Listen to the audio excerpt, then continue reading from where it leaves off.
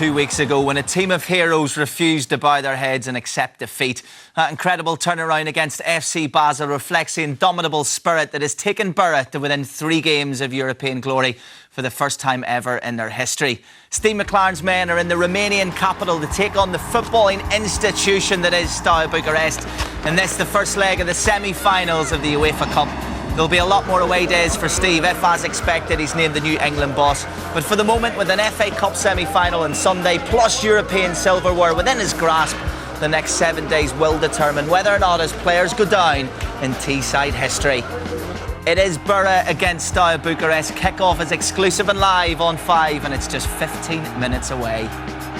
How you doing? I'm Colin Murray, and I can tell you the last time this mob won a trophy outside of England, it was the Anglo-Scottish Cup in 1976. Let me put that into perspective for you. I wasn't even born, and Pat Nevin had just signed for his 14th club. We cannot underestimate, Pat, the importance of tonight's match, not just in Middlesbrough season, but in their entire history, since they first kicked the ball. Yeah, if you get 3 semi-final ties in a row, obviously it's going to be a big week for you.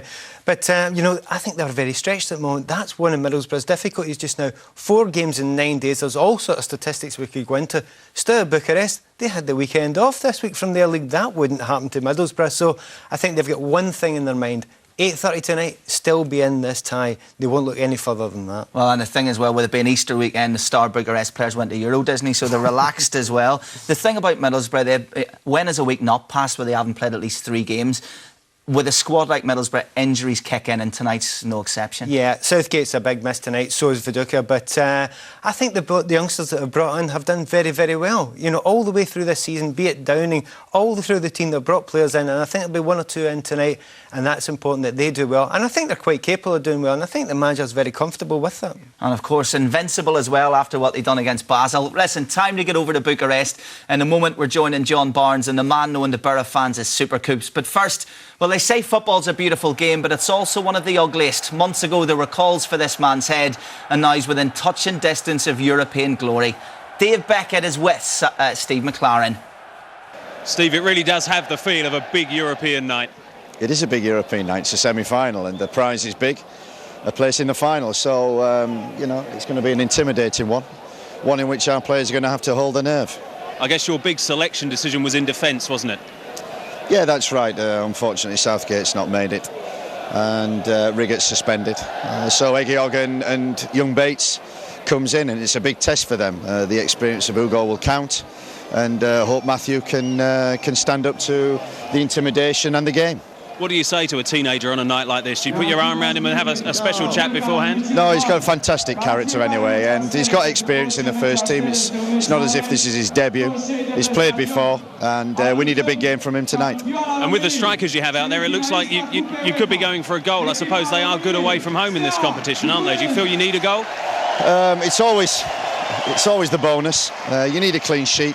But the way we've been playing just lately, we've been quite open, and we're capable of scoring goals, and an away goal is invaluable. Do you think they'll be tested more here with your 2 front men than they have been tested by most teams that have come here? I think that's what we're hoping. We're hoping that they're not used to this in the Romanian league.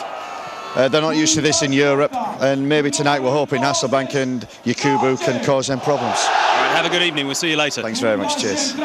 There you go. It might just be me, but McLaren seems to have that glint in his eye again, which is a far cry from only about 8 weeks ago. Let's get back inside the National Stadium in Bucharest. 50,000 fans, 2,000 of them wearing the red of Middlesbrough, but there can only be one John Barnes. He's with Borough legend Colin Cooper, and hopefully they can hear us over the dodgy Euro pop currently blasting out of the PA system. Yes, thanks very much, Colin. We can just about hear you. Fantastic atmosphere. You mentioned the Europops, but the crowd really electric. And as you say, I am joined by a Middlesbrough legend, Colin Cooper. Colin, you spoke to Steve McLaren earlier. How was his mood? His mood was fantastic, John. I mean, he was very relaxed. You know, he's been involved in a lot of big football matches with his time at Manchester United, and in the short time he's been with us. Great mood. He'll need to be relaxed to keep the players relaxed, because this, take the Carling Cup out of the equation 2 years ago, this is the biggest game in Middlesbrough's history. Well, if we have a look at the Middlesbrough lineup and the formation, they're playing a 4-4-2, and Matthew Bates and Hugo Hekiog is coming in, and they'll miss Gareth Southgate. But apart from those two, no real surprises. No, not really. I mean, it's going to be a massive night for Matthew Bates. You know, he's been out of the team recently. The manager's put all his faith in him. Big night for Hugo also. He's going to have to cajole and coax Matthew through the game. But I think the back four, and particularly George Boateng, going to have to be in good form, and Mark Schwarzer, I believe, will have to have a fantastic night. Well, down the flanks they've got James Morrison and Stuart Downing, and with the two up front they'll be expecting a lot of ammunition coming in from the flanks. That's right, Stuart and James, both quick, both got good legs. They will get behind full-backs, cross good balls, and like you said, with Jimmy and Yakubu in the box, we're looking for goals tonight. You know, if we can keep Steaua at one end and we can nick a goal or two at the other end, then hopefully the tie's in our favour. Well, if we have a look at the Steaua team, they also play a 4-4-2, and we don't know much about them, but what we do know is that they've got a good goal scorer in Deeker up front. They'll have to be wary of him. Yeah, I think pretty rigid 4-4-2, but like you say about Deeker, he's very intelligent. He tends to drop in off the striker, in between the midfield and strikers, and he'll be looking to thread balls through. You've got threats. Nicolita, I think, who plays wide left, a young lad. He's scored goals in this competition, and I think one of the centre halves. I think he's scored 4 goals in the competition already. Big threats from set pieces. So we're going to have to be wary. But there's no point being scared. We're in the semi-final of the European Cup Championship, and this is what we play our football careers for. And of course, one on away goal. An away goal sets him up nicely back in Middlesbrough. Yeah, I mean, I think that's the reason why the manager's playing the 2 strikers. You know, for once we're playing 2 strikers, and we need a goal tonight. Thanks very much, Colin. Thanks, John. Right, back to you boys in the studio. Thanks very much. John and Colin Senior, as we'll call him tonight, as much as Junior, mentioned Boateng, and that's got to be your first name in the team sheet tonight, Pat. Yeah, saying exactly the right things there. I think George Boateng has been probably their best player. When he's not playing, he's seriously missed. Along with Southgate, actually, when Southgate isn't playing, he's going to actually try and have to walk Bates through this game a little bit, but I think Boateng, he's going to have to sit back and hold the play a little bit just now, because if you've got Rochenbeck in front of him, he's going to want to break forward. So big game tonight for Boateng. Well, there's loads of news, of course, before kick-off over at the stadium, and a world exclusive to 5. John Barnes has come into the running as England manager, and earlier today he caught up with Sven, who's over in Bucharest. Well, Sven, thanks for joining us, and it's a bit of a surprise to see you here. As you said earlier, are you here just to support Middlesbrough, or are you looking at any players in particular? Yeah, I'm looking at the English players, of course, and I think if it's an English team in a semi-final in Europe, I should be here to support that team. And of course, your good friend and assistant Steve McLaren is also here, and I'm sure you're here supporting him. How do you think he's been coping with all this speculation? Well, I'm not sure how good Steaua is. I haven't seen them this season, but I think Middlesbrough, if they play as they played recently, I think they have a good chance to reach a final. And the preparations are going well? Yep, so far, but it's those injured players we have, Ashley Cole, Campbell, Michael Owen, of course. But I think they have a chance to be ready, all of them. Well, you've got fantastic players to choose from, and I'm sure you'll do very well. So good luck, and thanks for joining us. Thank you. Thank you. Thank you. I mean, you can say what you want. Sven Goran Eriksson, such a clever man. You ask some questions and he answers a whole different set. How his mind works. Right, here's a face to make Dundee fans cringe. It's the white feather. He's in Bucharest. None other than Ravanelli. You'll be in Bucharest as well after this break. The nail-biting kick-off is just a couple of minutes away. Welcome back. We're in Bucharest for this UEFA Cup semi-final battle between Steaua and, of course, Middlesbrough. Hello, if you've just crawled through the traffic, the rush hour traffic for this early kick-off. Now, what would be better, indeed, than a first-half hat-trick from Jimmy Floyd Hasselbank? Well, the match is about to kick off. We're very excited. Let's get over to John Helm and Terry Butcher. We are very excited. Thanks, Colin. It's an amazing atmosphere. Remarkable to think we're here in Romania with Middlesbrough on the brink of a European final. I can think of countless marvellous servants to the Teesside club, Colin Cooper included, who would never have believed an occasion such as this was even the remotest possibility. Here we are, though, after that astonishing comeback against Basel. An 1,800 daydream believers have made the trip to roar Steve McLaren's side on in a highly intimidating atmosphere in what is Romania's national stadiums. The team's lining up now, and we're going to have a look at the Middlesbrough lineup first of all. Some big names are missing: Southgate, Mendieta, Riggott, Pogatet's among them. But the Borough boss is confident that these men can silence the Steaua crowd. It's a massive night for teenager Matthew Bates, just 20 or 30 games behind him, but called upon to partner Ugo Ekihog in Gareth Southgate's absence. Another absentee, Mark Viduka, well, that makes the choice of strikers easy. The call for goals goes out to Jimmy Floyd Hasselbank and Yakubu. Well, this is a strong lineup with pace and power down the flanks. Borough will be looking for the partnership of Yakubu and Hasselbank, as you say, up front to grab that vital away goal. Lessons will have been learned surely from that 2-0 defeat in Basel in the quarter-finals, though a goalless draw might just suit both coaches. Key players are certainly missing from Borough, but confidence is very high. As for Steaua, well, they're said to reflect their youthful manager, Cosmin Oleroyu. He was a defender, and they don't give many goals away. The star performer is the midfield linchpin and captain, Miro Radoi, an international of the highest repute. And if goals do come, well, the men to look out for are Nikolai Dika and Banel Nicolita. Well, once again, a very well-organised side face Borough tonight, who have slightly changed a winning formation from the quarter-finals. Dicker up front, as you say, is a major threat, as is Goyan, who has scored 4 goals in Europe this season whilst playing at the back. This is a powerful team with an all-international outfield lineup, who have achieved some great results in the European competitions this year, with goals from all positions. Extraordinary to think this is Steaua 17th tie in Europe this season. They were actually qualified for the Champions League. There is Matthew Bates. He had a birthday on Boxing Day. He was just 19. He couldn't have dreamt of an occasion like this. Yes, Steaua got knocked out in the pre-qualifying for the Champions League by the Norwegian side Rosenborg, having overcome the Irish team Shelbourne before. As for Middlesbrough, well, the season just goes on and on and on. This is their 57th match in all, and they've played 23 cup ties already. Jimmy Floyd Hasselbank, can he do it again? 4 goals in the UEFA Cup already this season. And Terry, I know you said you've been here before, but the atmosphere, I think, is better than it was in your day. Yeah, it certainly is. There's a lot more freedom here now, of course, but there is a lot of noise here, a lot of... it's a friendly atmosphere as well. It's not hostile as far as we're concerned. We're led to believe it might be, but it's not. It might get hostile for Middlesbrough, but surely they must have learned lessons from Basel, because things were going pretty well up until the final 2 or 3 minutes just before half-time, and then the whole world seemed to cave in on Borough. But they would have learnt the lesson from that, and they'll be looking for that goal, of course. You got a shot there of the referee tonight. It's up to him to keep order. Alain Hammer from Luxembourg. Here he is, and he's a top Champions League official most weeks. Steve McLaren. Well, what an end to the season it might be for him. How many finals can they win? Sven-Göran Eriksson here to see them home, perhaps. And a big smile on the face of Jimmy Floyd Hasselbank. 5 goals in his last 10 games. So you hardly need reminding, it is so colourful. Middlesbrough in the all-red, Steaua in the all-blue. And a fantastic noise around this stadium. You can hardly miss Frank Cadrew, the Frenchman there, who's got a huge bandage around his head. Every time we've seen Middlesbrough recently, some players ended up with a bandage around their head. Yeah, but remember Pogatetz in the last game against Basel. I mean, he had a horrendous blow. He's obviously missing for the rest of the season with that. And Ekihog before that, and a huge night for Ugo Ekihog as well. 3 months ago, he thought he was on his way back to West Bromwich Albion, where he began his career, but it was not to be, and here he is on the most important night of his footballing life, arguably. Yeah, obviously Riggett suspended and Southgate not available through injury. That may be key for Borough as far as they're concerned, but with Bates and Ekihog, it's much an untried partnership at this level in terms of Europe, but they're big enough, they've played enough games for the first team, and they've got good experience around them. Good solid challenge by Rockenbach, who really has come into his own in the last few weeks. I think even by his own admission, he didn't enjoy his first 6 months at the Riverside Stadium. He didn't look as though he was enjoying it, and then suddenly he got that goal against Chelsea. We were talking earlier to Colin Cooper about it, and it lifted his spirits, and he's since played admirably. It's going to be a bristling start, you feel, here, and important for Middlesbrough to see out this opening phase.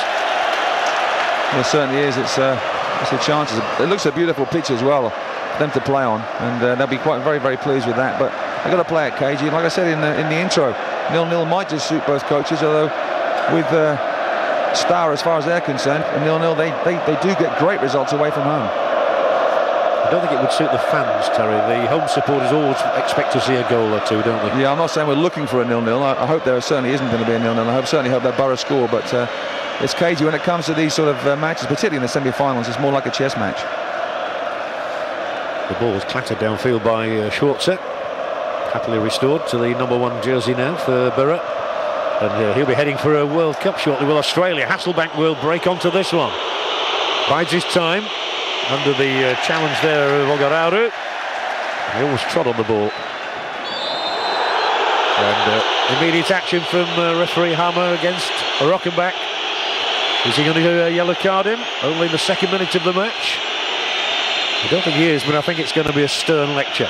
Yeah, just a little reminder on Dicker there, who's the star player for Steaua from Rockenbach. As you hear, he comes in now. Well, you can't quite see it, but there he goes away from the incident, having been spoken to by the referee. Dicker felt the impact of that. Expect a few little meaty challenges early on, but it's a comfortable one for the referee. they've got some height in this side, and there's another crunching challenge, this time from the Frenchman.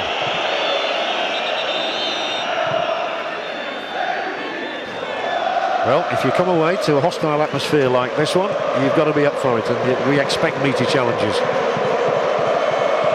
Free kick to be taken by Ogararu. Every single one of these players internationals, and just about all Romanian as well, apart from the goalkeeper who plays for Congo.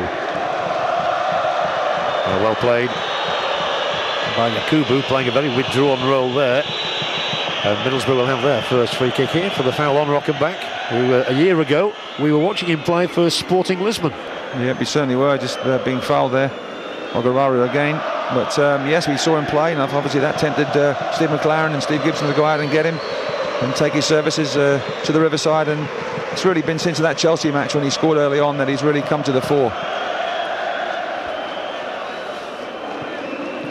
Yakubu, strength and presence, but can't retain the possession. It's nicked up by Rockenbach now to Bates. And interesting to hear Steve McLaren say that he's every confidence in Matthew Bates. He's a sensible lad. He's an intelligent, bright player. And they've got a real plethora of good youngsters, haven't they? When you think that the likes of Catamol and Johnson and Kennedy are not even on the bench tonight. I know Catamol can't play, of course, but the other two could have done. Forward by Kudru. Yakubu being covered by the tallest defender back there.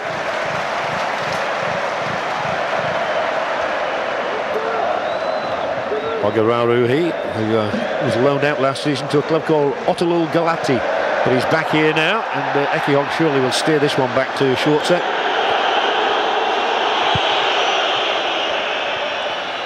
They shout and they whistle and they hoot here. I was here a couple of years ago with Liverpool, and it was quite an unnerving experience then, especially down on the touchline.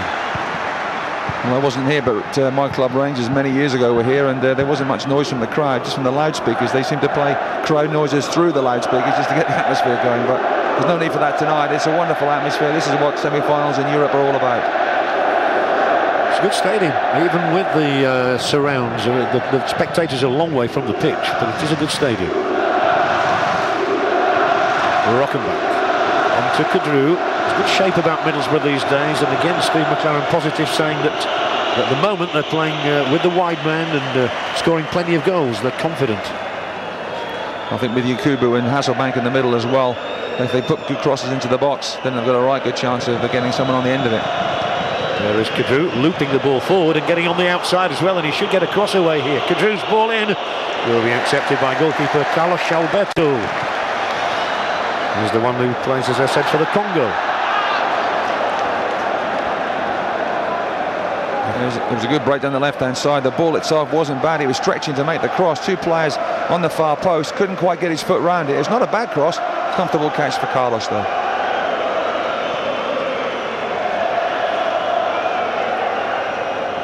This journey began for Middlesbrough way back in September in Greece at a place called Zante.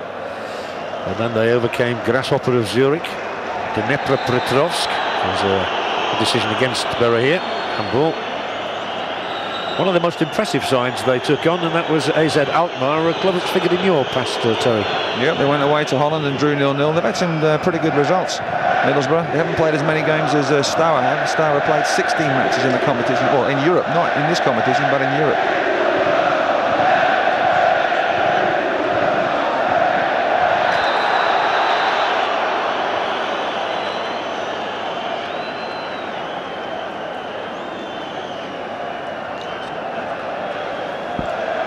I know you've just seen the text message instructions go through at the bottom of your screen. We always ask you to give us your views on the footballing topics of the moment, including this game, of course. All you have to do, text 888, followed by your name, your location, and your comments. We look forward to hearing from you, and perhaps reporting what you've got to say at half-time.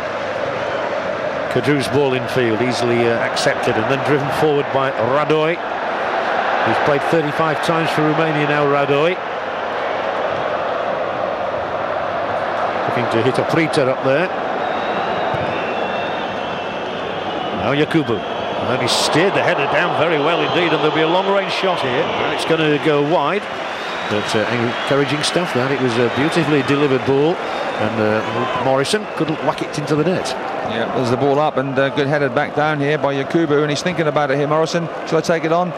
He does take it on, doesn't quite hit it as well as he would like to. You've got to hit that one really across the keeper if you can, towards the far post, hopeful that the dip would take it back in, but a tentative effort, but it's good to see him getting forward. He scored a couple of excellent goals in last season's competition, James Morrison, one of the youngsters. And Steve McLaren actually fields the ball on the touchline. All the throw-ins taken by Ogararu, who played in a recent World Cup qualifier for Romania against Holland, as many of these players did. Now the tall, lumbering figure of Guinea. No foul. Goal kick. Referee Hammer not to be confused there as Dicker made the run. And I think Steve McLaren reasonably content with the opening minutes. Yep, just taking a nice little swig from the bottle there. And I'm sure that if he gets a good result tonight, he'll be sampling something a bit stronger. I know we will, I tell you. Speaking for yourself, of course, then. I hope you brought some lays. Looks as though it's going to be kept in by Downing, and I'm sure Sven-Göran Eriksson is here partly to look at Stuart Downing. There's still talk that he could, of course, get on the plane to Germany. He may have left it a little bit late now. He's had a stop-start season, the young left winger. But Sven always interested in the performances of someone like him. It's nice to see 5 Englishmen playing for Borough as well tonight. It is a good surface. That ball flew through to the goalkeeper. It looked as though it might have held up at one stage, but it didn't. It shows it a good playing surface. I was at Highbury last night. That's a wonderful pitch. Always has been.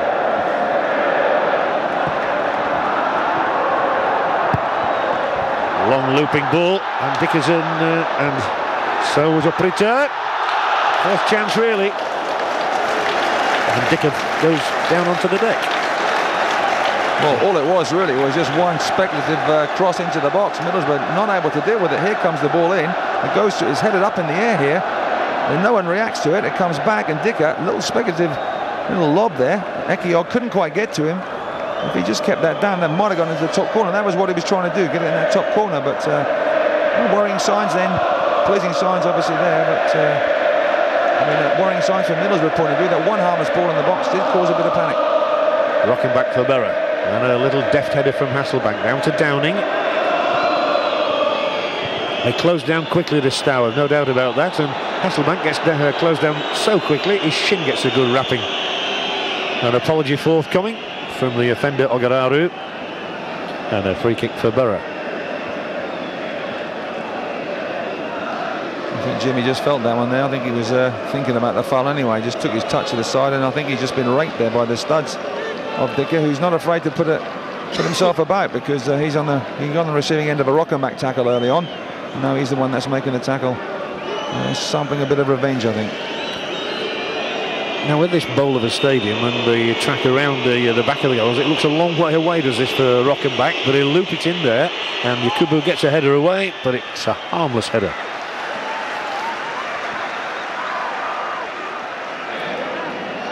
Still getting used to the pace of the game, probably, and the pace of the surface. Pitches at home still varying a little bit at the moment, some good, some not so good at all.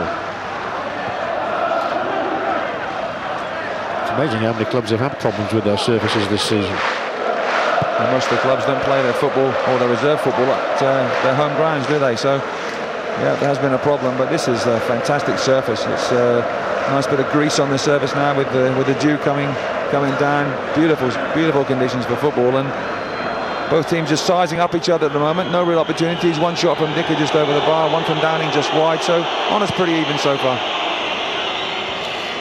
That was the coach, the very youthful manager as well, Koshmin Orariu, just 36. I can't believe that. He's 36 years of age as a coach. That's fantastic. And Steaua in particular have been playing some good football. They've got some wonderful players, as you say, internationals. They keep the ball on the deck, they pass it well. They've got good width in the team, 2-4-4-2 systems, shaping up nicely against each other. Poor control here, will let Ogararu down. I've just said how wonderful the teams are, and there's a bad bit of control on the touchline there, which is very rare. Commentator's curse, we always call it. There have been some good young coaches down the years, of course. Graham Taylor started at about 26, didn't he, at Lincoln City? Stevie Coppell as well.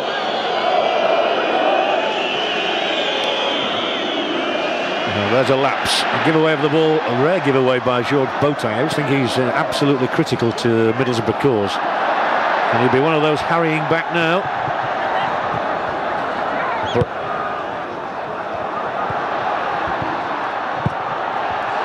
The ball is blocked edge of the 18-yard area. Plenty of time for Parnaby to bring Borough clear. Oh, and that's another hack. That surely was a free kick. Yeah, referee Hammer takes his time, but that was a pretty ugly challenge, I felt, on Yakubu. Well, you don't mind that as a centre-half. I'm not condoning rough challenges. Well, perhaps I am, really, because the ball was just inside the Middlesbrough half. Yakubu just comes towards the ball. It's one of those ones I think he thinks, Goyen, the number 3, thinks I can win this one, and then Yakubu comes across and thinks, and then Goyen thinks, no, I can't. I'll just bring the player down in case. Eggy Hug with the free kick, and what does he do? He puts it straight out of play. Not what Steve McLaren was wanting. The Middlesbrough manager, of course, took great praise for the way he changed things around against Basel in that amazing game up at the Riverside when he threw all the strikers on. Macaroni and Hasselbank and Yakubu and Viduka are all out there at the end. Well, he can't call on Viduka tonight, but he can call on Macaroni again. And of course there's Malcolm Christie as well. Yeah, nice to see him back. He's had terrible time, hasn't he? A tortuous time over the last couple of years. Broken legs, broken foot. And made his comeback against Portsmouth 10 days ago. The danger cut out very nicely, but then the ball given back, and here's a long-range effort. Well, I fancy it's missed by some distance, really, but it's Radoy, and it was a long-distance shy, which flew off the mark. He won't look 36 for very long. No, it's well worth a pop, really, well worth a go, but like the downing effort at the other end, it's well wide. Not going to trouble Schwarzer, but it's just been nip and tuck at the moment. There's no real pattern of play from either team. Possession given away pretty easily. I think if you look at both teams, they're really cancelling each other out. Perhaps a typical semi-final. Of course, the other semi-final between Schalke of Germany and Seville of Spain. We've seen Seville this year playing Bolton Wanderers. Up at the Reebok. Boateng can't win the ball. Now they will try and move forward in unison, but they're being very well covered, and Kadru had got across there to do a marking job, and he did it very well too on Oprita. They look like a bit of a cat and mouse team to me, Steaua. They toy with you and then just try and hit on a quick sniper's break. Yeah, but they got good movement all around the pitch as well. Kadru there with the header, but he had to try and track Nicolita that was coming across from right to left. They've got good movement here. Borough are going to have to match the movement as well as they can, but both teams have got to try and keep the ball. Clever ball from Rockenbach. It's invited Yakubu to dart onto the edge of the home penalty area, but when he lifts the ball there, straight in, it is to Radoy. Bounce of the ball favoured Borough, but Downing can't put it into the path of anybody in a red shirt. It's a cagey contest. Yes, it is cagey. I think when you get to the second leg in particular, then you know what's at stake, you know what happened in the first game, therefore you can react accordingly, but you don't want to give anything away. You don't want to give away that crucial first goal, and both teams looking for that first goal, but no one wants to make the mistake, obviously, that's going to lead to the goal. So it is cat and mouse from both teams, really. So we are in the National Stadium here in Bucharest. There's stadiums absolutely everywhere. The first 4 positions in the Romanian league are all occupied by Bucharest sides from the capital. Steaua in second spot at the moment, behind their old rivals Dinamo. Of course, they play Rapid in the quarter-final. You just wonder as well, John, with the season the way that it's gone for Borough, with all those games that they played, and particularly over the weekend, the Easter weekend, what effect that might have later on in the match. But at the moment, they look pretty sharp, they look well organised at the back. Just that one cross early on that came in from the left-hand side, from Borough's right, that caused a few problems. So I think Steve McLaren will be pretty pleased with the way things have gone so far. Yeah, and they've managed to slow the game down, which is what they look to do. Take the steam out of their side at home in front of their own fans. Downing whips between 2 defenders. The ball will break to Boateng. Akiog. On to Parnaby, whose father works on the coaching staff up at the Riverside. Well, they haven't hit in numbers, have they, Steaua, as yet? When they've broken, it's been singular breaks, relying on individuals. Maybe this time, as they concentrate the movement down the left with Bostina. Well defended again against. Yeah, it's the first time he's really got free down that left-hand side. Now there might be a long range out. That one could have gone absolutely anywhere, and it has gone out for a corner. Bates got his body on the line. Yeah, well worth the shot there as the header comes out. Magararu with the shot. It's not a bad one. It may have dipped in front of Schwarzer, but Bates says, I'm going to head this one away and block it, and did a good job. Yeah, well done, the young man from Stockton-on-Tees. Very much a local boy there. And really encouraging, as you said earlier, Terry, there are so many locals in the side with Parnaby, and there's a header. Oh, Dicko just off, and I think there was a flag anyway for a push. But it was Dicko who got it well, a warning. Yeah, Borough just got to be careful really that they do mark well and mark better, I think, on corners. They've been a bit slack, a lot of bodies in the box. And there was Dicko going in towards the goal, coming out. His marker, not too sure who his marker was in that picture there, but his marker was well away from him. Free header, although the referee had seen a foul. I think probably a push by another player.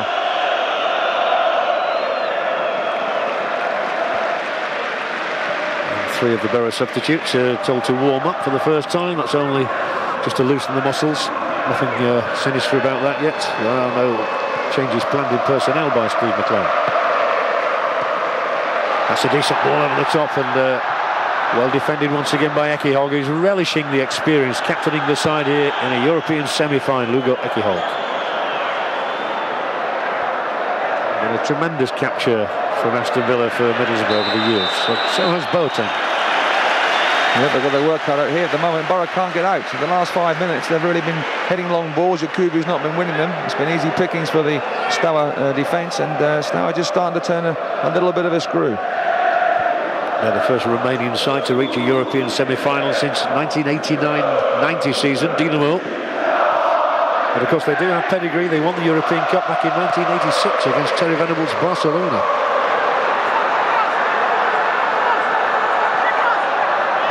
Bostina. Well dealt with Kadru, and a flashing header as well from Hasselbank to open the way for Yakubu, and then a driving run from Boateng. And it's Middlesbrough who've got 4 forward here, and maybe Yakubu can do something special. It is Yakubu.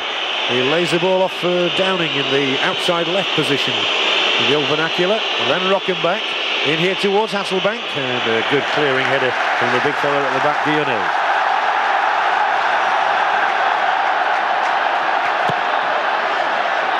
Offside, no panic. That's the first bit of flowing football we've seen from one end of the field to the other in a matter of seconds. Yeah, so Preacher here, there's a one that was offside, very comfortable there. He's just not happy with that decision, but everybody had their hands up on this side, and he was miles offside. But wonderful play from Borough. The Steaua fans are pretty happy because they've seen really one movement from Borough that might have caused a few problems. But 4, 5, 6 passes there from Borough. They'll draw confidence from that, I'm sure. Look how many blue shirts are behind the ball now. Every single one of them.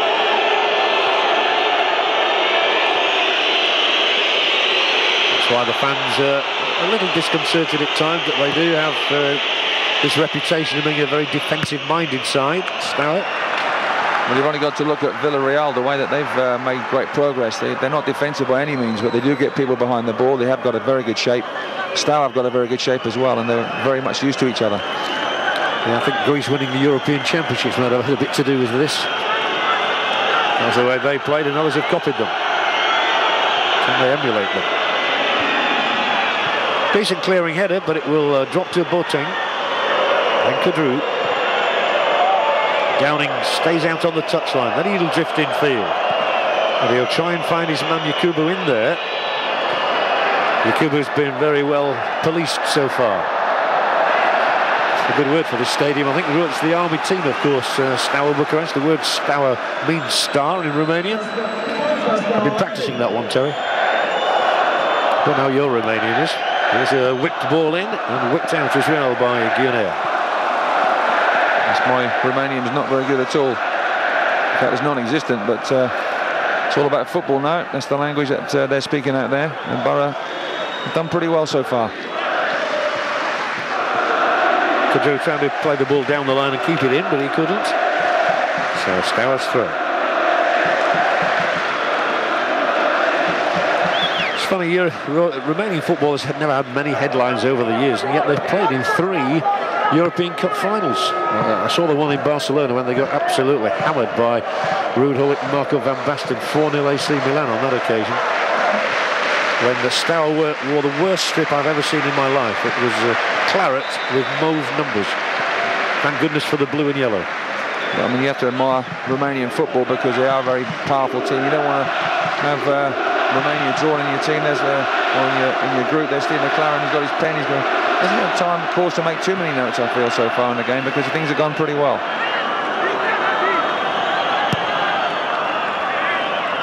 Yakubu steered back by Goyan. Amazing that Goyan, a defender, has got 4 goals this season. I think he must come up for the set pieces. Man, he's a big fella. The 2 big centre halves are very strong. Gioneo and Goyan, very strong, and but they're not too good with the ball at their feet. He's got through the Hasselbank. Couldn't tell it's in flight. There were 2 around him. They are well organised. You can see straight away that Steaua are well organised. Thankfully, it's a nice night here. The last time we were here, it was raining the proverbial cats and dogs. It's a big, wide open stadium, but it does evoke plenty of noise.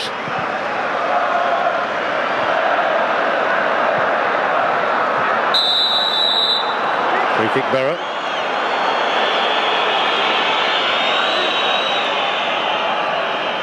The 2 number 7s clashing there as Boateng. You see the strength he's got in there, like Makelele just in front of his back 4, powerful, breaking up attacks and being very, very strong. That ball's gone out before Downing cranes his neck to head it back in. Linesman on the side of the field, Jean-Philippe Izzo. What a good name, that, Mr. Izzo.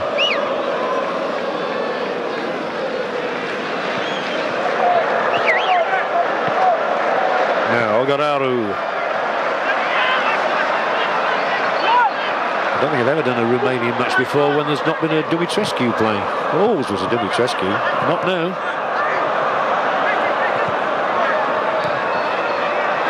Now they are pushing it around, but they've lost the possession, and Yakubu's on his way, and Berra have 4 up in attack here. Can they make this one count? It is Yakubu, and it's wide. Snaking wide of the uprights. That was a big opportunity. I tell you what, if I was Morrison then, I would go up to Yakubu and just smack him in the face and say, excuse me, I've made a run, I've made a 50-yard run to support you. I've gone on the outside of you. Yakubu picks it up here. He's running straight at Gionea. There's Morrison on his right, thinks about it, has the left foot shot, and apparently has taken a deflection, and Carlos there saying it hasn't, but the referee has given a corner. But he should have slipped Morrison on the right-hand side. That would have been 1-0 Borough, I'm sure. Well, to be fair, I couldn't see a deflection there, but anyway, Mr. Hammer did, or one of his assistants did, and Berra have the corner. Can they make it count? It punched away by Carlos, only to Boateng. Another chance for the ball to be popped into the danger zone with 4 Berra men in there, and they've survived it. First real scare for the home team. Free kick against Middlesbrough. Already taken, referee says play on. That was quick thinking. Taking it forward, here's Nicolita. Takes again, Nicolita here, and that's too high. Good return ball from Radoy. Couldn't keep it down.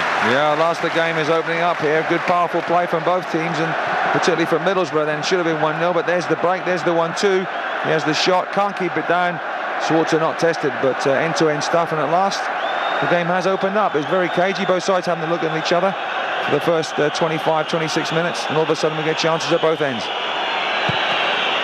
Well, we're sitting right next to the director's box here in the National Stadium, and I swear the white feather leapt to his feet then. I thought it was going to be a goal, I think.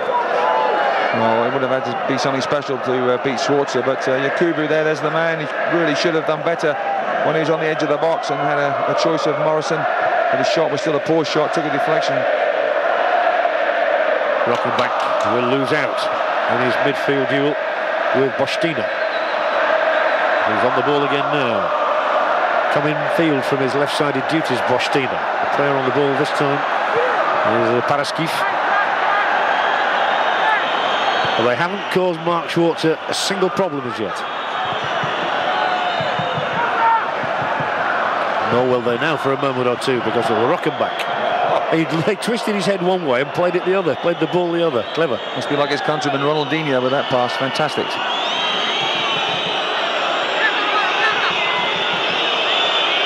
Barnaby scored that goal in Stuttgart, I remember. Sure went down very well. They've had some good away performances this season, Barrett. Drawing Zante, winning Zurich against Grasshopper, drawing Holland against Alkmaar, winning Stuttgart. Their only defeat, in fact, well, 2 defeats, the last 2 coming in Rome and Basel. Back by Dika. The chase on, and again it's showing how good the turf is. That ball sprang up for Schwarzer to boot it into the crowd.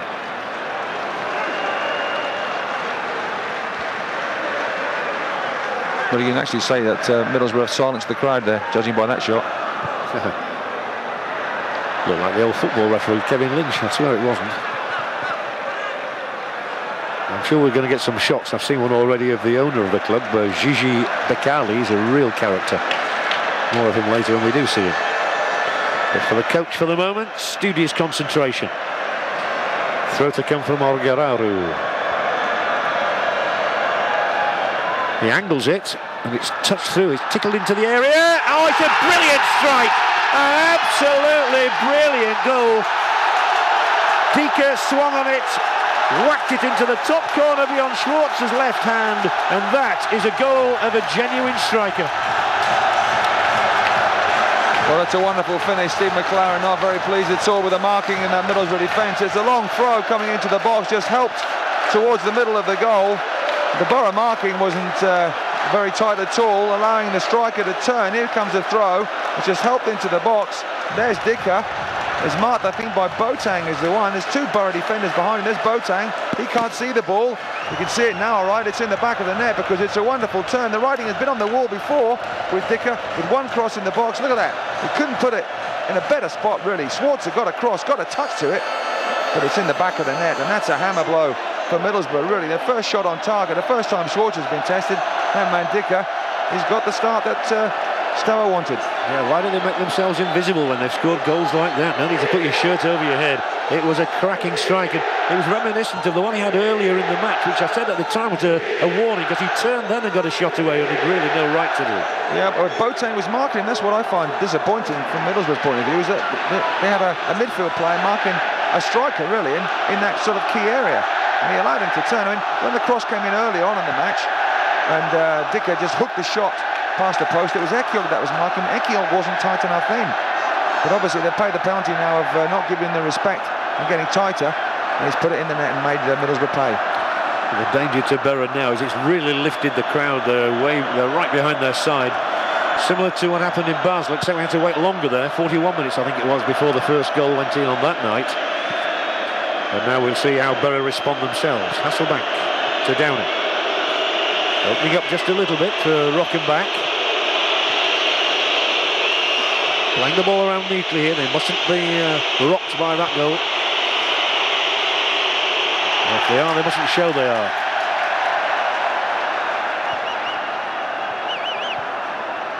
But it really was a vintage strike from a man in form. Yeah, it just comes from a long throw. I mean, Steve McLaren must be absolutely raging inside. The first meaningful attack or for a sortie into the box, really. I know we had the hook shot from Dika just before, but the one real sort of, well, it wasn't really much of a danger. The throw-in was to the edge of the box.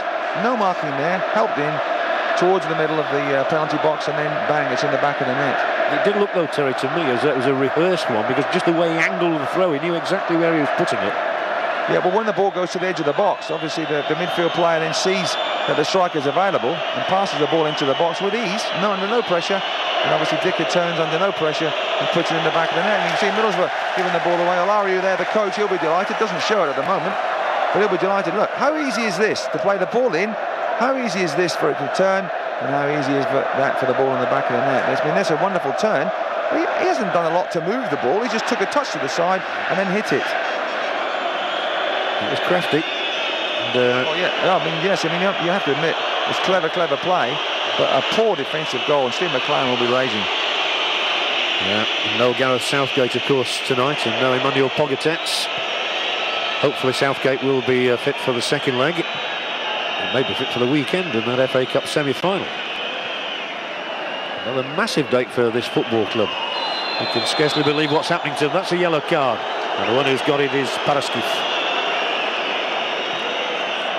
I don't think there was much in that. I think there was an intent to try and win the ball. Kudru just nicked the ball to the side, but the referee then saying, well, I'll let one or two tackles go. Kudru nicks it.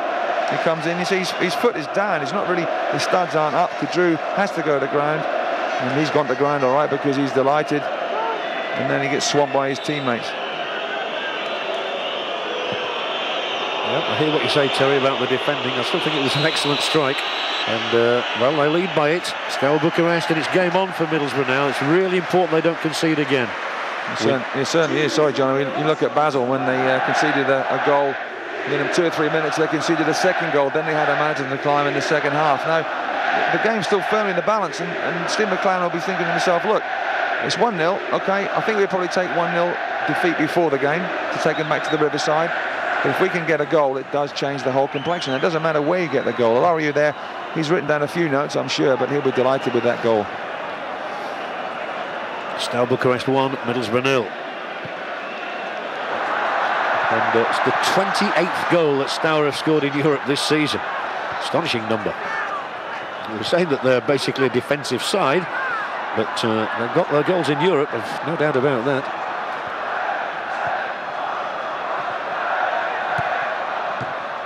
Well defended this time, and then he's come back, and they're quite willing to have a shot from anywhere, aren't they? It's always a good sign, and the one, as you can see, is Petra Marin. Full of confidence, willing to have a go, even if you're 30 yards out. Yeah, Boateng just organising this. His head's down a little bit. He knows that he was marking Dicker when he scored. He knows he's got to get himself back in the game. Nicolita, he's featured well on the right-hand side, but Marin coming in, hitting the shot first time with his right foot. Schwarzer not troubled. Schwarzer's not really had anything to do in the game except pick the ball out the back of the net.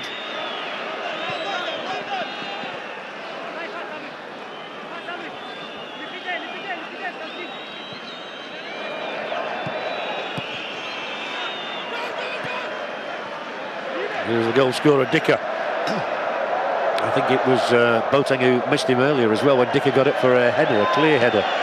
Unfortunately, there was a push, but towards Boateng at the moment, having to just concentrate on his game and get it right again. They're pressurising Borough right now, so Schwarzer hacks this one way to the right. It's slewed away off the outside of the boot. Sven-Göran Eriksson coming over. He must watch a game a day, I reckon, Sven. And it's a good moment for us to mention a special match, very special match coming up on 5. And that is a game between England legends and Germany legends, which is being played at the Medeski Stadium at Reading on Wednesday, May the 3rd. And that can be seen exclusively live on 5. The programme starts at 7:15. I believe Gaz is playing. I believe there's a certain John Barnes playing as well. Looking forward to seeing him again. Chris Waddle. No Terry Butcher, I don't think, though. The old knees have gone a bit over Terry. Yeah, some great commentators that night as well. It's not us, because we're not there. And from a German perspective, Lothar Matthäus is, amongst others. Is it not Boris Becker that's the coach of the team or in charge of the team, of the German team? Yeah, funnily enough, he was doing the interviews at Arsenal last night. He loves his football. There's that long throw again from Ogararu. He's got an unusual style, hasn't he?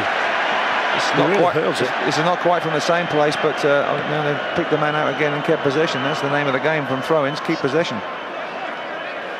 Can be a deadly weapon. I remember Ian Hutchinson at Chelsea, Andy Legg more recently, the man who was in the Guinness Book of Records for the longest throw-in. And Dave Challoner at Tranmere Rose, he could hurl it a million miles. Well, you think of Bolton. Channel 5's covered Bolton in Europe. And Okocha has got a long throw, Gary Speed as well.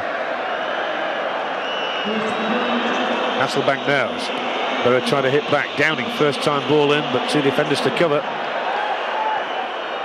The best chance they created was the one that Yakubu spurned when he should have played James Morrison in. Now they're backpedaling and quickly and having to do as well. Plenty of impetus here and a fortunate ricochet, fortunate for Borough anyway.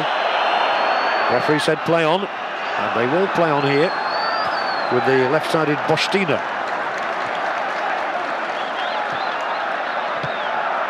Boština recently brought into the international lineup by Romania, played against Ivory Coast and Nigeria. Yakubu, he's 1-on-2 and he's past the first man, and so typical that he's taken down there, and that ought to be a yellow card for Guinea. It ought to be. Is it going to be? Yes, it is. Is that Goyen that's got booked there? I think that's his second bad one on Yakubu. Right on the halfway line again. He's beaten for pace there. He says, thanks very much, I'll take the booking, because this means a free kick and we can regroup back in front of our penalty area. But so that's the problem that the two big centre halves for Steaua have, is if the ball's at their feet and Yakubu and Hasselbank are running at them very quickly. In the air, I think they'll dominate, but not on the ground. Yakubu just requiring a bit of treatment there. So two Steaua players booked, Goyan, as you rightly said, Terry, and Paraskif. And Yakubu needs treatment. It's called a Charlie horse. As they say, all good physios would say, just run it off, son. Footballing folklore. Some of the expressions are unbelievable. His expression is absolutely stony. Yeah, who's 1-0 up here, you think? But no, Steaua have done well. I think really that one effort from Yakubu with his left foot, so when he should have played in James Morrison, it's really all Middlesbrough have had. They've sort of, it's been a bit of a stalemate in the middle of the park in particular, but throughout the first half. But you have to say Steaua have been the better team and have created the better chances. So come on, Barrett, let's have an equaliser before the break. Downing shows it and doesn't get beyond the lunging boots, the lunging tackle.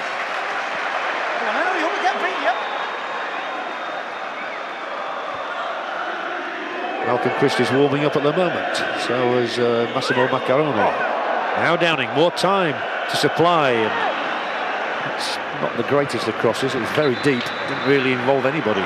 Kudru's got a problem here. Yep, it's Nicoletta that's going to be booked for that challenge on Kudru. It was a heavy challenge, right on the touchline, and the referee played advantage then for Downing to whip the ball in towards the far post. It's Kudru up on his feet. There's the tackle. Look at that, look, how high does he want his boot to go there? Kudru felt that one. Look, here we are. Oh dear, oh dear. As you said, not taking prisoners. 3 bookings. Murray haven't had anything down the flanks as yet, not particularly, but there's a good ball in, and Yakubu, he's hit the bar. It's gone out for the corner. It's the first real flash of inspiration from Barrett in the 6-yard area. It's got them going, and Yakubu muscled his way in here to be on the end of this cross from Boateng. Yeah, it's a wonderful ball in, and I think the defender, or was it Yakubu, just got the header down. Thankfully for Carlos, his point of view, it hits the bar. Yakubu's struggling here. I think he took another knock on his thigh. He is struggling, the big man. He'd have claimed the goal, that is for sure, whoever it came off. Well, that's the closest Borough have come, but there's a wonderful ball into the box from Boateng. And it would have been a wonderful time to get a goal, wouldn't it? Just before the break. Anyway, Kudru's up for this. And he might get another header in here. He does. Frank Kudru. Borough plenty around. The save is made. And what a disappointment it is that Morrison hasn't been able to squeeze the ball beyond Carlos. Big opportunity. And suddenly Borough have come alive. And you can hear the Borough fans making all the noise right now. Stowers have gone quiet for the minute. Hit one in, Rockenbach. Does do, it's blocked. Should come back again via, the mix-up. And now there are 4 blue shirts. They drive forward in unison. There's obvious danger here. Well, there was. Well played, Bates. Got across to make sure Nicolita didn't get a cross away. Well, the game's got better the more it's gone on. Here's the header back across. It's blocked down there. It's a great shot in. Good save from the keeper. I think it was Guinea that got the clearance. That was a wonderful effort. And then, of course, down the other end, Bates has to concede the corner. And I think it was Nicolita's cross towards the far post. So end-to-end stuff. Yeah, no shortage of entertainment now, Terry, after a quiet opening. Corner for Steaua. Vital for Borough not to concede again. Schwarzer came and didn't get there. We've got to get this one away. Dicker's in there again, hustling. Broke for Boština. And Dicker won't even get to this. Fortunately, they're a bit of a handful right now. Both sides have been the last few minutes. They certainly have. It's just amazing when you put decent crosses into the box, because Steaua certainly struggled with the Boateng cross, and Middlesbrough struggled a couple of times with crosses, and that corner coming in towards the box. Schwarzer came out for it, couldn't get it. They'll be happy there, the Steaua crowd. Their team's up. Their team deservedly up, in my opinion, in the first half, but Borough certainly have got better the more the first half has progressed. True, and I think that Steve McLaren will be encouraged to believe, on the evidence of the last few minutes, that they can get a goal here.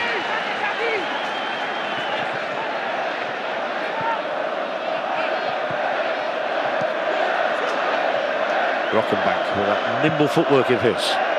Nobody really to pass the ball to. It was a hit and hope pass.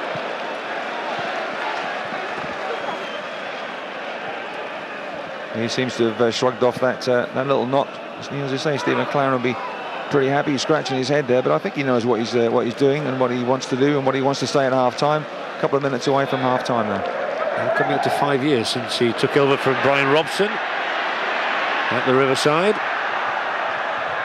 And interesting to see Fabrizio Ravanelli amongst the spectators here tonight. Former Middlesbrough striker, of course, as well as Lazio and several other Italian sides, Juventus.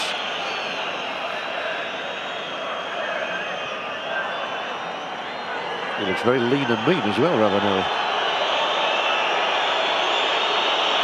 In contrast to who, do you mean? I wasn't looking at anybody.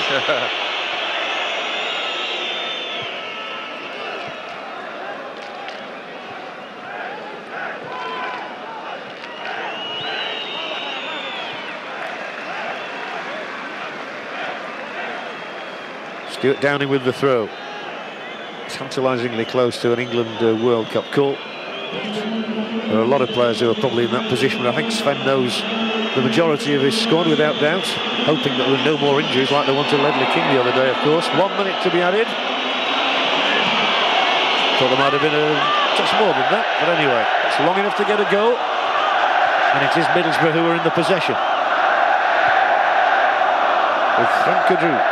He played UEFA Cup football for his previous employers, Lens. So they're not rookies by any means, Middlesbrough, despite this being only their second adventure into Europe. Barnaby. Too long.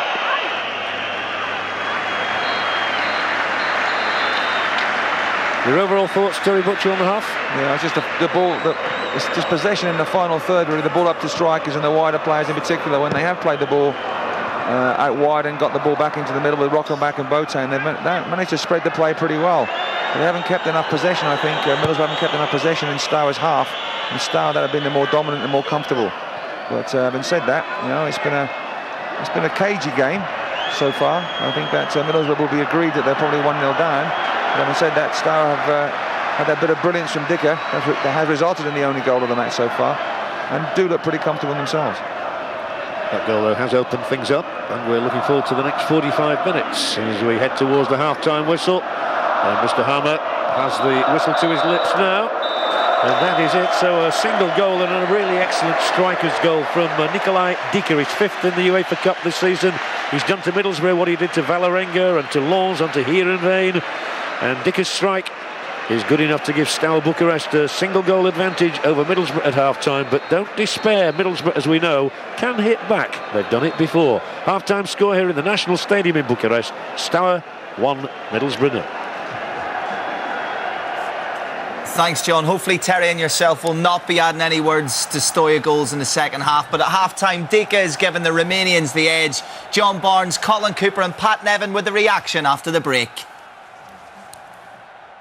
The face Steve McLaren would rather have left back in Teesside. It's Borough with it all to do in Bucharest, and I'm sure Steve has put a rocket up the Reds in the dressing room at half-time. John Barnes has had a touchline view of the first 45 minutes, and he's with Colin Cooper. Well, we're not sure if they put a rocket up the Reds, because it's been quite comfortable for them until the goal, because they were coping with them. They had good midfield movement, but they didn't really cause any problems. No, you look at the game and it was fairly stalemate. You know, the plus point is you keep them quiet, 20-25 minutes, quieten the crowd down. We did that, and our shape was good. I was impressed with the way they were playing. Dika, as we said from the start, Nicolita, both looked very sharp and very bright. but I was, it seemed more than comfortable. And of course, when they went forward, Yakubu particularly was causing them problems with the pace, because the two centre-backs looked a little bit static, and if he could run at them, you could see them causing problems. Well, we said about the big boy Goyan having, probably presence in the other area, but he does look very static. He's not the most athletic of defenders. He's not quick, so that needs to happen a lot more in the second half. But then, of course, when the goal did come, it was a fantastic goal. From my point of view, being an attacker, from your defensive point of view, you've seen it differently. Yeah, I mean, we're both looking at different point of views. I'm seeing 6, 7, 8 reds in our box, and the guy still manages to get a turn. We've got George Boateng sitting in front of Ugo and Matthew Bates, and personally, I feel that George should be in front of Dika, but at the same time, they caught us out with the throw. It's an unusual long throw, because he didn't throw it in the box, he threw it to the edge of the box, and I felt that George Boateng was quite close behind him, but you felt he should have been in front and the defender should have been behind. Well, again, marking. I think what they've done is they've caught us out a little bit on the throw-in, and I think what they've done, they've just turned the ball in the box first time. George, like you say, was probably expecting the long throw. Dika's in front of him. Smart turn, smart finish, but you just look at it as a defender, and I'm seeing 6, 7 defenders, and we haven't stopped them scoring. Well, you can see them getting back into it, because Goyan has been booked and Yakubu is causing a few problems. In the second half, if they get at them, you can see Middlesbrough scoring. Well, I mean, we've had opportunities. We've had a couple of opportunities, and I do believe that there's goals here for us. I still believe that. Now, it's going to depend a lot now on the back 4, back 5, and that's going to be important, because there is goals there. Well, thanks very much for now. Let's see what the boys back in the studio made of the first half. Well, it might be totally different than what you think. There's heated debate, and even between ourselves there's going to be a lot of it. For me, a great goal is a great goal, and they were always coming at them through the middle. They were chipping away, Steaua. Yeah, I think they know that Matthew Bates is new into the team, and that's where they're going to be weak if they're going to be anywhere.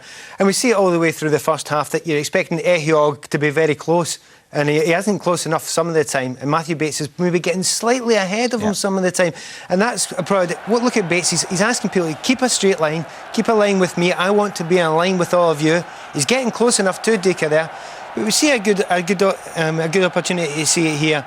I mean, that line there, it's not straight, and there is an angle there to get in behind it. Now, on this occasion, the assistant calls it that it's offside, and they get away with it. But once again, we see it as the ball's played up here. And Matthew Bates has came a long way there. You just move over. And, there's a huge gap in there. Now, once again, when the ball plays through, there is no one to run onto. But you can see that's two centre-halves that haven't played together. However, Matthew Bates can do nothing about this. And I think I'm along with you in this one. We're disagreeing with Terry Butcher that I don't think there's much you can do. That's a great goal, that. Boateng's pretty damn close. And it was just unfortunate. But they had opportunities, there's no doubt.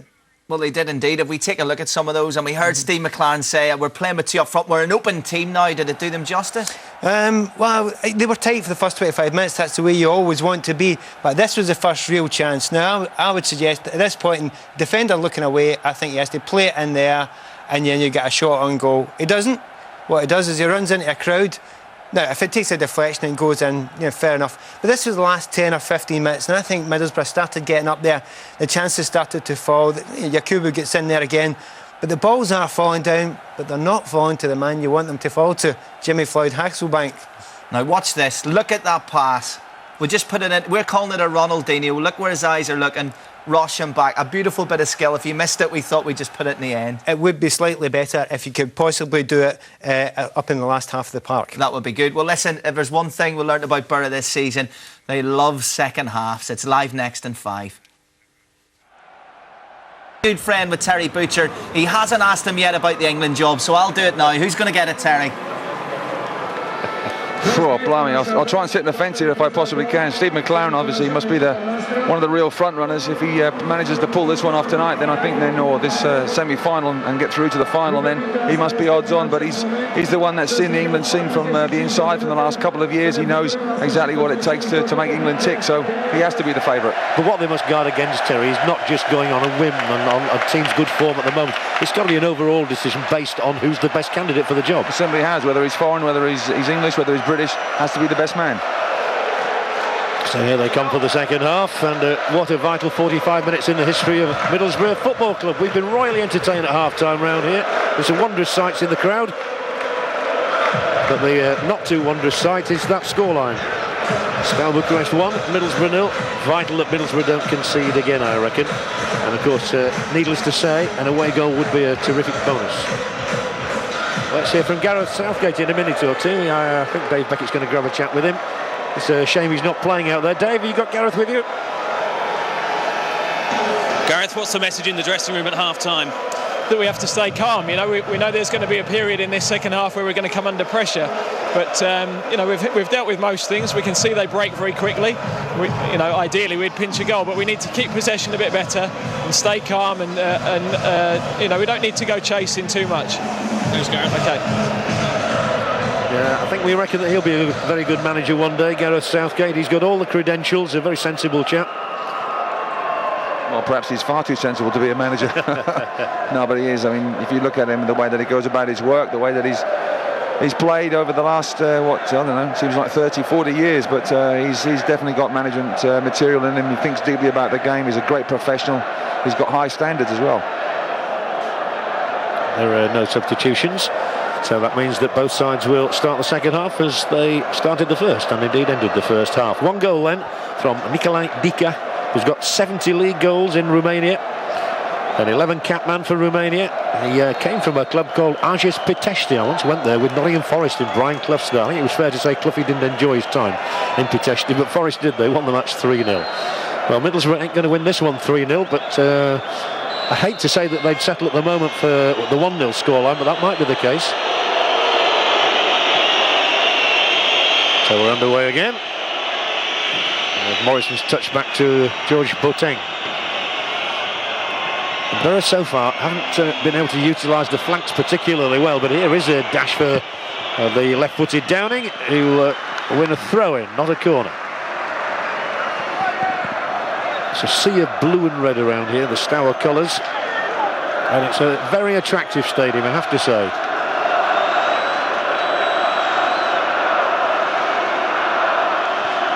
England played here many times, of course. I remember a goalless draw here not a few years back. Well, we've seen the one goal so far tonight, and Hasselback's got a header through here. The ball cleared by Mirel Radoi, who plays a sort of a defensive role in the centre of midfield, but every now and again he bobs up in good attacking positions as well. That must be a foul. Free kick Middlesbrough.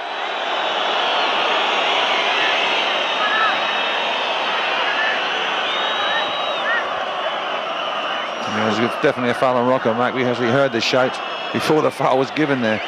It's a definite push now. Chance for Middlesbrough to get the ball into the box as well. Rocco-Mack will deliver this one. Ekiog just lumbering forward. 4 men around the box for Middlesbrough. And Rocco-Mack delivers. Fierce header away by Guinea. And an even fiercer hack at the ball to clear his lines. And as far as Parnaby, a fly kick over the head, and then Boateng misses it completely. That was almost like Monty Panesar losing that catch in India. Lost the flight of it completely. Rockenbach for Parnaby, who hasn't scored early in the second half of Borough this season. So that would be nice. A mouth-watering prospect for Steve McLaren and co. And the Steves, McLaren, Round and Harrison, well, they've had plenty to say in that dressing room.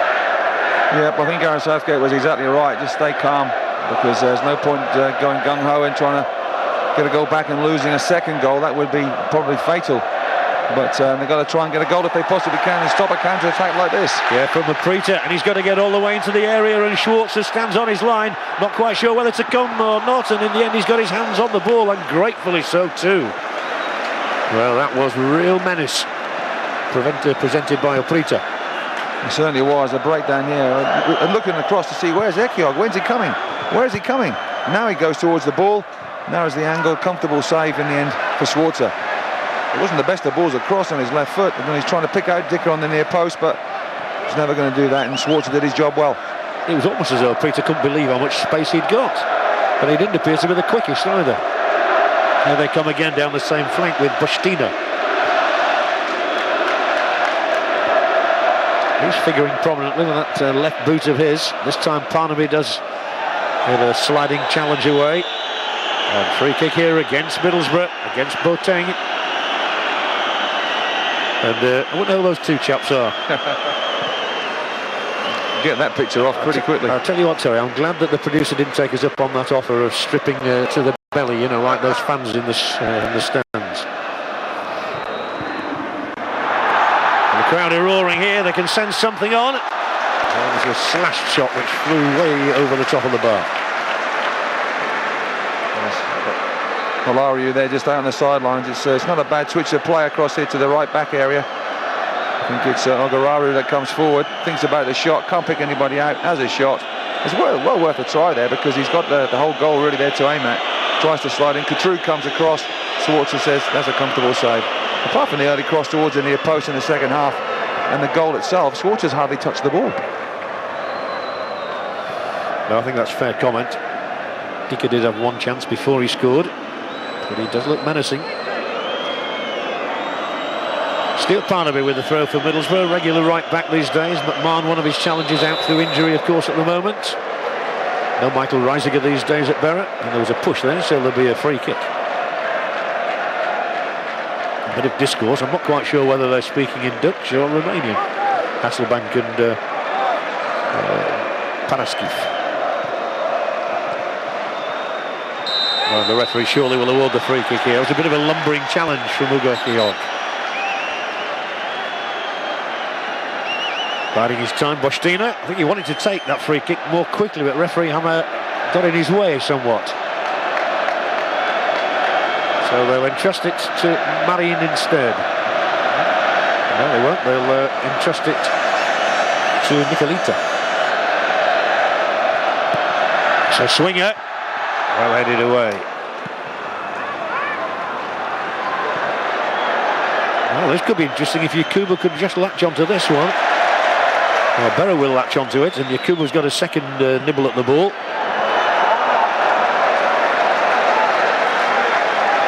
So I think when the cross comes into the box there, it's Bates that heads it away. It's a good, powerful header as well. He must be pretty pleased with the way he's settled into the game, Matthew Bates.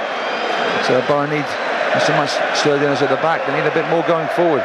It was Bates, and it is a big squad, Middlesbrough, these days. We were talking about Gareth Southgate in the first half, and also Chris Riggott, who are good because they're talkers. We were just discussing the fact, Terry, that there perhaps aren't as many talkers in the game as there used to be. I think there's none. I think there's hardly anybody in the game that talks now. Talk about the art of defending, heading balls clear and all this sort of stuff, but I mean, a vocal defender is worth a fortune these days. Roddo's hooked the ball down the flank. Well won by Kudru. Only as far, however, as Ogararu. Prita. Solid, I think, is the word for that challenge on Oprita. I think it was a brilliant tackle. Well done, Matthew Bates. Tremendous skill. Just that he knows, Oprita knows he's overrun that ball and he's waiting for the challenge, and Bates didn't disappoint. He was a perfect build for a centre-half, isn't he? Yep, but he's got good feet as well. Gets about the pitch well, reads it, and he's improving all the time. Malario out on the sidelines there, and I think he'll be saying to his team, just got to try and turn the screw a bit more, keep the ball. I think both coaches will say that they haven't kept the ball well enough. Well, remember Borough were 2 down at Basel, and they still got through to this round. Now they're building. There might be danger here. The one man in that area is the goal scorer, Dicker. He'll get the corner.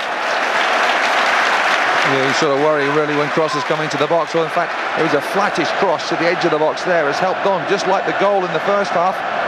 The ball to Dicker. Ekiog's tighter this time. Why couldn't Ekiog have marked him for the goal? Because he gets tight here and eventually blocks the attempted left foot cross. It's all a game of ifs and buts, isn't it? Corner from Bostina for Steaua Bucharest, who lead 1-0 here against Middlesbrough, valiantly into their first European semi-final after more than 120 years. Oh, it's a brilliant Schwarzer save. Absolutely top draw save. And it was that big centre-half who was up there. Why he's appealing, I do not know. We should just be patting Mark Schwarzer on the back for a fabulous stop. Well, it was a wonderful save, wasn't it? There was the challenge, and what a save, what a tip over that is. He just gets his knee to the ball, doesn't matter what part of the body, but what a save from Schwarzer. It was Goyan as well, the defender who's got the 4 goals. Yeah, well, you can see why he scored the 4 goals. He's massive, isn't he? And what a save from Schwarzer, top draw. Beware Middlesbrough here, a second consecutive corner for those in blue. Steaua Bucharest trying to hunt out the second goal. Schwarzer with the punch. Not quite the best, but Yakubu's managed to flick it a little further. Downing coming from left to right. gives them some breathing space into the other half. It's a sign of a good goalkeeper, isn't it, when he can produce a top draw save like that. Not had much to do in the game, but that was wonderful. And luckily for him as well, Schwarzer, that was right down his throat, and any more sort of a yard or two to the side, he might have struggled. Well, I think Goose Hiddink would have been impressed, wouldn't he, the Australian coach for the World Cup finals. Schwarzer will be the number one. Kadru. Plenty of time for Borough to get a goal here. Would quieten the home support. Parnaby.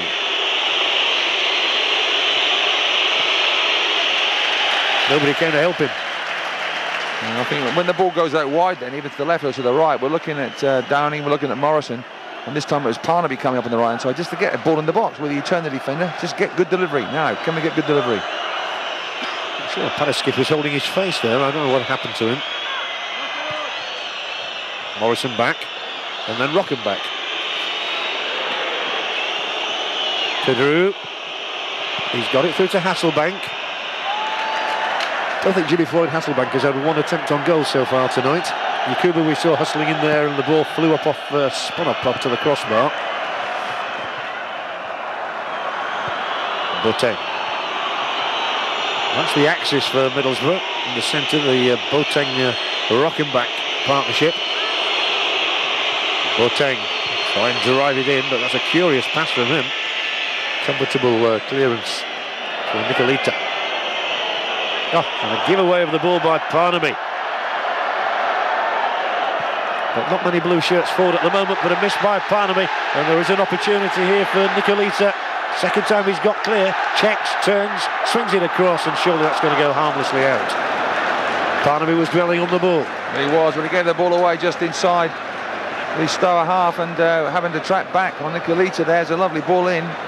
We all know what he's going to do, and he does it well, but can he pick somebody out in the far post? No. Kadru's there marshalling things, able to let that go. Aprita couldn't get in there, and I think it was disappointment all round there from Staua's point of view, because that was a good break, and at the end of the day, if you can't pick anybody out with the cross, have a shot, get an effort on goal. Romania, a major disappointment for the local people, of course, not in the World Cup finals this time. So all the concentration is on their domestic competition and on this UEFA Cup now. Kadru's ball. Hasselbank tries to get in there. And it might still be something, it just didn't drop for Morrison. Boateng, leaving a bit of magic, asking Kadru to deliver. Back it will come again for Yakubu.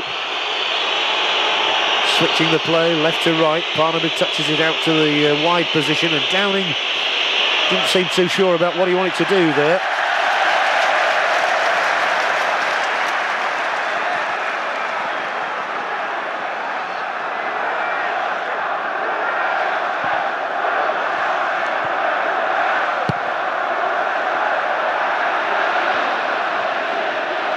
Just to reconfirm that Paraskip and Nicolita, who were both cautioned in the first half, will miss the second leg at the Riverside, having accumulated too many bookings. So that's some encouragement for Middlesbrough. Well, I have to say now that Middlesbrough have got the bit between their teeth. They're the team going forward, they're the team in possession, they're the team that have been in Staua's half now for about 5 or 6 minutes quite comfortably. But when they get the ball out wide, I'm just annoyed that they don't get decent crosses or any ball into the middle. From what we've seen so far, causes panic. Even though there's two big men, the two big centre halves are in the box, there's still panic because Yakubu and Hasselbank are strong players.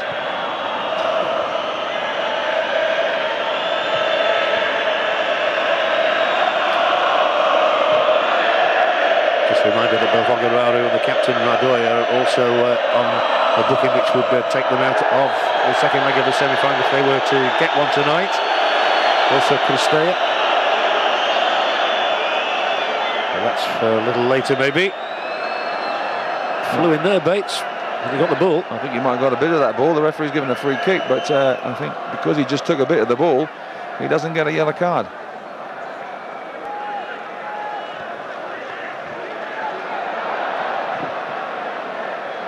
Back with Carlos. We've hardly seen Carlos, to be fair. Arrived from Boa Vista just a couple of months ago. Now the undisputed number one. And And number one is what Middlesbrough want to contain Steaua 2. One goal they've got. They don't want them to get a second one. Picked away rather ungainly by Ekihog. And he wasn't hanging around, Kadru. Asking quite a bit though of Yakubu, and it's a good solid header back from Goyan. Only recently made his debut, Goyan, for Romania against Nigeria. On the ball now. This is where Middlesbrough need to put a bit of purpose and pep into their movement forward. Yakubu trying to slip his marker, Guinea. Ekihog finds himself 1-on-2. Referee's wave play on here. It is Dika. Can they find this second goal, which would be a shuddering blow to Middlesbrough? They couldn't. And the ball has been stamped out of play. Sven-Göran Eriksson again, an interested observer. I suppose you pick up something, Terry, from every single game you go to. You are the same as a manager at Motherwell. You must go and watch a lot of football. Yeah, you do. You try and pick up different sort of techniques and sometimes dead ball situations. You look at the way teams shape up. Do they change their system? Do they alter things around? And, to try and see European football or world football now, it's you have to appreciate that as well. And I think it's good to watch games no matter where they are. And sometimes getting to games and getting through cities to games is the problem. Free kick, very quickly taken indeed by Dika. Got that one goal, then it's onto the left boot of Bostina. Always wants it on the left boot, and it's Ekihog who slashes it away. Back by Radoi.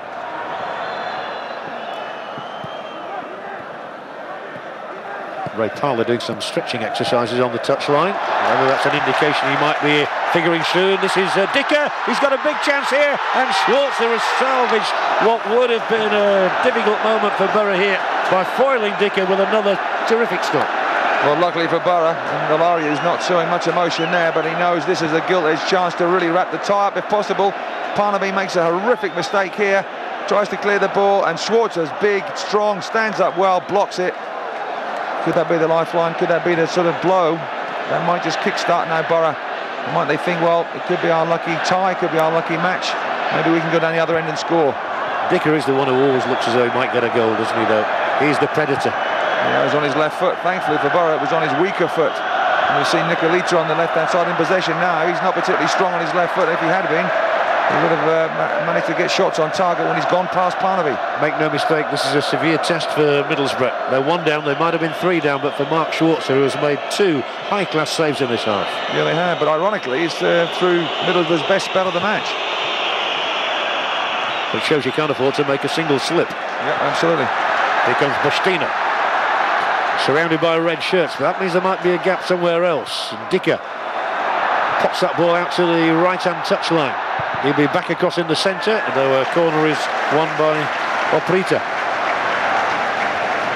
Here's the chance, there's the mistake, and the finish is not a bad finish, I suppose. A comfortable save for the keeper to make, but you would think that Dika's saying to himself, my goodness, there it was, and look, he doesn't show any emotion, does he, Ilaria? Look at that, look.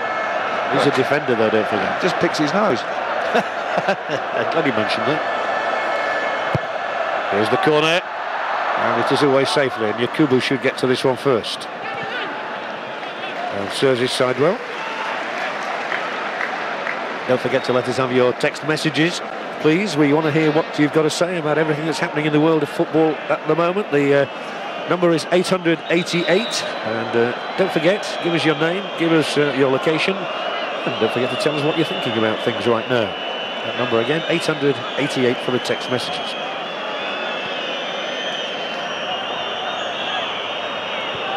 Neither manager's shown any emotion, to be fair. I suppose you've got to retain focus all the time. Yeah, you have to try and be cool. I mean, there's one man here in the stadium tonight who's Mr. Ice Cool, that's Sven-Göran Eriksson, but all managers have their different traits. And we're covering Bolton, you saw Big Sam Allardyce, he couldn't really hide much of emotion. Steve McLaren does it pretty well, but you focus on the game, you have to. I think Steve McLaren now will be thinking about substitutions, probably something like Macaroni on the right-hand side for Morrison. Might be Christie up front as well. The problem is you don't want to really push too many men forward in case you do lose that killer second goal. Okay.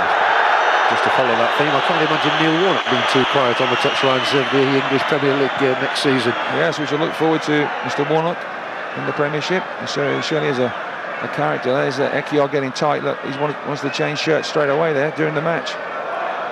Ronaldinho did that the other night with Serginho, getting his shirt at half-time. Here's Ray Parlour.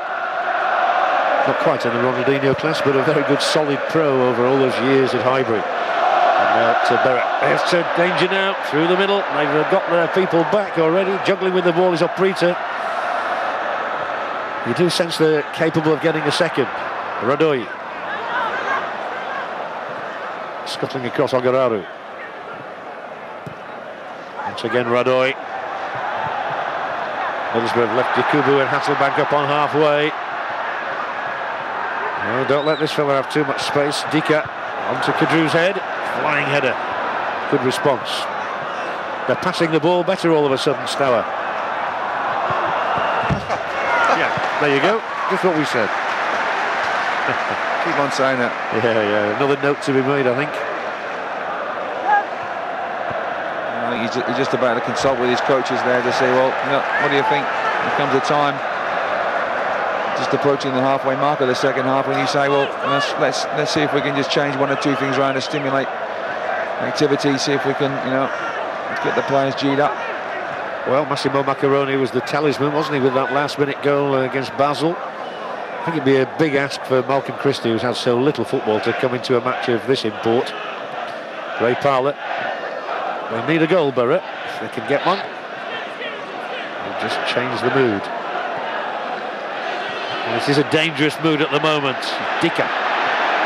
He's always looking for the 1-2s around the edge of that area. Doesn't get it this time. It didn't come off for them. Oh, and a lazy giveaway of the ball there by Hasselbank, and a lazy shot, fortunately. He seemed to wind himself up then and did a Preta.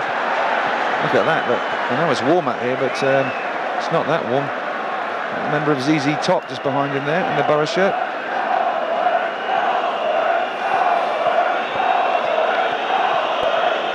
Your vintage. Yep, absolutely. And it's the Borough crowd there. Not much to cheer about at the moment, but you never know. As you say, you're only 1 second away from scoring a goal, and I would be looking at possibly Jimmy Floyd Hasselbank there, just taking him off, just having a look, maybe just changing things around, changing shape a little bit, pushing an extra man into midfield, and just leaving Yakubu up front, going 4-5-1, getting a bit more width, and just trying something a little bit different. It's just something that, you rely a little bit on luck sometimes when it comes to substitutions, but something may just stimulate it, because Steaua at the moment, after a good 10-minute spell by Borough, they seem to have an iron grip on this match. But it is still only 1-0. We all know what can happen at the Riverside. Can happen, unlikely to happen twice, but they're certainly capable of scoring goals there. They generally do. And they're in a very good seam of goal-scoring form at the moment, Borough. 50-50 altercation here, from which Bates claims the ball. And the whistle's gone, and it's a Borough free kick.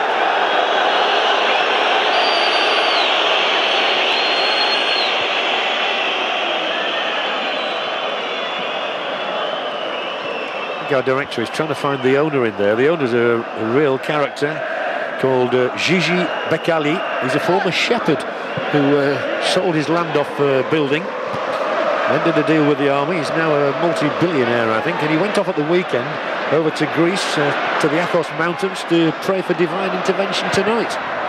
It's working so far, but only to the tune of 1 goal.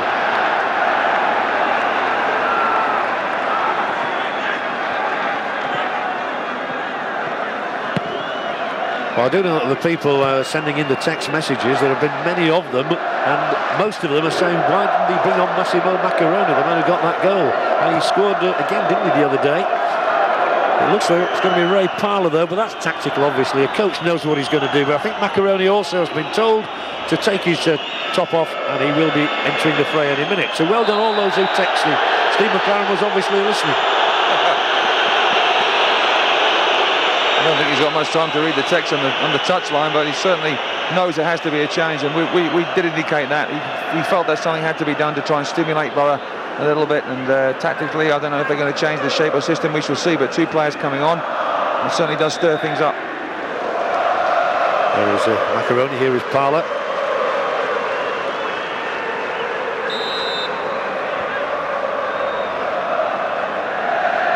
Well, the crowd has never stopped making a lot of noise here tonight, and that's exactly what you would expect with the possibility of a Romanian side making it into a final. Calm headed down by Kudru. But again, I look back to those 2 saves from Mark Schwarzer, and how crucial might those be in the final analysis. Bit of water for Macaroni. We got a nice drink at half-time. Was your water quite strong? It was very strong. That's what I thought. It was very strong, very nice. And so I wonder if 1 or 2 Middlesbrough players might have been able to have some of that refreshment at half-time. But we're going to see changes now, and I think it's important that Middlesbrough can, either keep it at 1-0, because Steaua do look as though they might be able to score a second goal, or, as we all hope, they can just get that vital away goal. But even if it was to go to 1-1 for the second leg, then you still say Steaua have got a good chance. Yakubu's coming off for one. And I believe that James Morrison will be there, thanks to our people down on the touchline for that information. So Yakubu not able to score again. He's got a couple of goals in the UEFA Cup against Dnipropetrovsk and Roma. That was a penalty kick. And he once got a hat-trick against Manchester United in the Champions League. And Ray Parlour, well, an old warhorse, if you like. Battle-hardened for Morrison.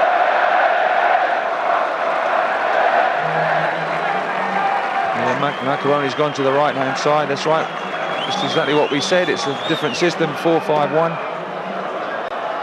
Macaroni on the right, we've got Downing on the left, and the midfield 3 of Rockenbach, Boateng and Parlour. Up front, Hasselbank on his own. Parlour with the throw. Let's see if McLaren's changes can have as dramatic effect as they did against Basel in the second leg. This is the first leg, remember, of the semi-final. The final of this competition to be played in Eindhoven.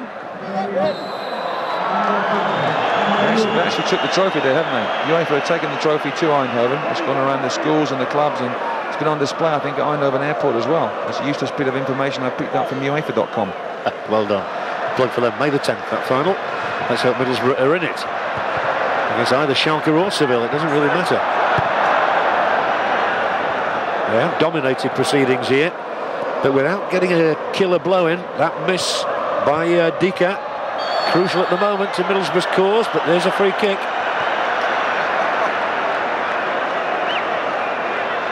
And the coach has made a move. That's the thing, sometimes you go out to the touchlines and then forget what you're going to say and have to beat a hasty retreat.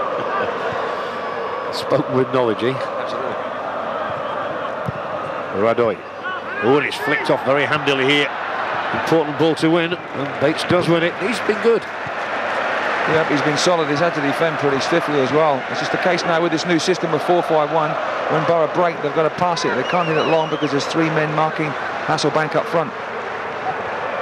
There's 3 across in the centre, hoping for a cross, hoping for a decent cross. And Middlesbrough at that moment only had 3 to defend against them. And we've already seen that Dika is pretty nifty in the air. So there'll be chances here, and we know that Goyan in particular, the tall centre-back who's got 4 goals in the UEFA competition, he's pretty handy too. Will Steaua find a second? No, they won't. Not from... Oh, they might! A fumble by Schwarzer, and was there a free kick? There was not, I don't think, but there was a flag anyway. No, he's given the corner. Well, you watch this, the ball comes up, Schwarzer's comfortable catch, but he clashes with Ekiog there. And I think it's hooked off the line there. I'm not too sure who that was. I think that might have been Bates. And hooks the ball away because Goyan was going to put that in the back of the net. There he is. He's disappointed, but he's there again in the box. He's a handful, isn't he? And he'll be a handful again at this one now. And it's headed away by Kudru. 3 corners in a row for Steaua Bucharest. All hands to the pump for Borough. Here it is once more. No There's foul. the mix-up, and it was Bates as well. He had to do that. Alario just gets up. He thinks Goyan's missed a simple chance. He's going to give him a right rollicking. And now it's a corner. Goodness me, he's even got Mr. Alario to his feet. Corner Steaua, 3 in a row, as I said, and Schwarzer wasn't allowed to get to that one either. It was taken away from his grasp. Maybe a lack of communication in there just at that moment. Well, there is a Steaua man out of the play at the moment. We can have treatment now because the ball has been put away to touch. Bastina is the injured party. Looks as though he's doing press-ups. He's not badly hurt. A little winded. He just seemed to twist his ankle, didn't he? Just I'm sure he got a bit of cramp as well, but just seemed to twist his ankle because Steaua haven't played for 10 days, have they? They've had great preparation for this match, whereas Middlesbrough have had a really hectic programme. Hectic programme indeed, and well, football is hectic at this stage of the year. There are just so many matches, and just another reminder for you that on May the 3rd, on 5, you can watch the England legends play the German legends. And names like Lothar Matthäus, Chris Waddle, John Barnes, Paul Gascoigne, and many other star names, I'm sure, at the Medeski Stadium, and that's on 5 at 7:15. That one again on May the 3rd. Let's hope England win, as always. Well, not as always, but yes, it would be nice. No, as always, we want them to win against Germany. Of course. There's the offside decision. Comfortable right in front of the linesman. But since this system has changed from Middlesbrough, and there's Schwarzer. Now, why is Schwarzer time wasting when they're 1-0 down? I mean, that's all the referee's got to do is just say, come on, speed up. He'll have a word for it in his Aussie twang. Lofted high. Hasselbank doesn't get to it. Well, Jimmy Floyd Hasselbank, of course, playing for a contract at the moment. So one or two players out there, it's always at this stage of the year that they start to fret a little, and some suddenly get better than they've been for much of the season. I wonder why that is. Well, you said that, I didn't, but yeah, I think that's always the case. It is about contracts at the end of the season for players.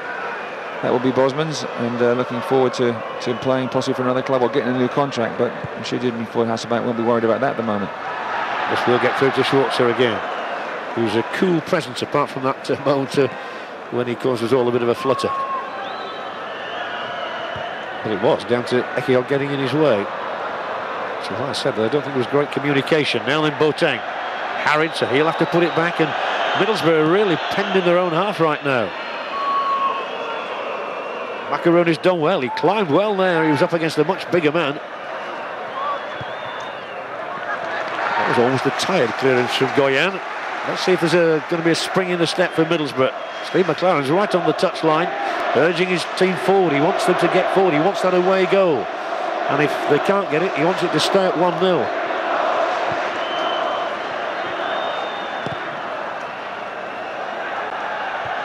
Dick has missed one very good chance. Schwartz has made two excellent stops, but it only takes a second. Who said that? On the ball, Oprita. Lovely. Beyond Kadru, and swings this one in. Be careful. Ably run away. Those are horrible, those. You can divert those into your own net. Yeah, but it's all about a decent delivery into the box, wasn't it? Oprita made the run down the right-hand side and got the ball in the box, whereas in the first sort of start of the second half, Middlesbrough had opportunities to get the ball in the box and didn't test and put the Steaua defence under pressure. But any crosses for both back fours has caused problems. Kalosh with the left boot. Good flick from Dicker, and he was offside. Well, it's getting to that time of night where Borough are looking at the clock, and Steve McLaren knows there ain't too long to go to hold out now.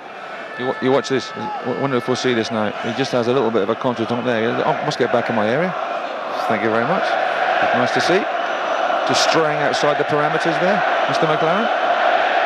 It's crazy, isn't it, really? You do get excited. Yeah.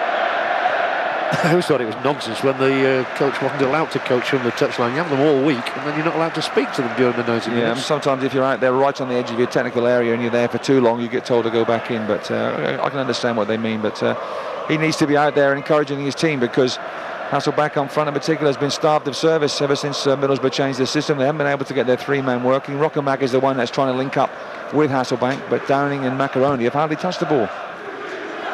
Well, you gave me a tip at half-time, Terry. You said it's going to be 1-0 this, and they're very happy for it to stay at 1-0, I reckon, now, because they've not really exerted any great influence on goalkeeper Kalosh there in the second half.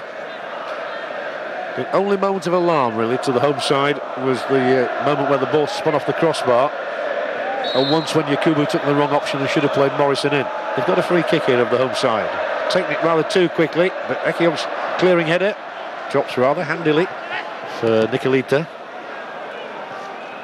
Very important minutes these for Middlesbrough.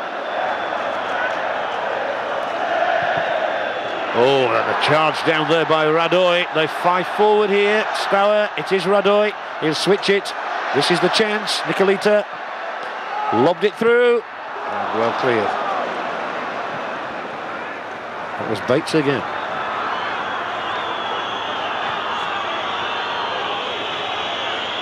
Rockenbach, who's not been able to influence proceedings going forward for Borough tonight. Give away by Parnaby.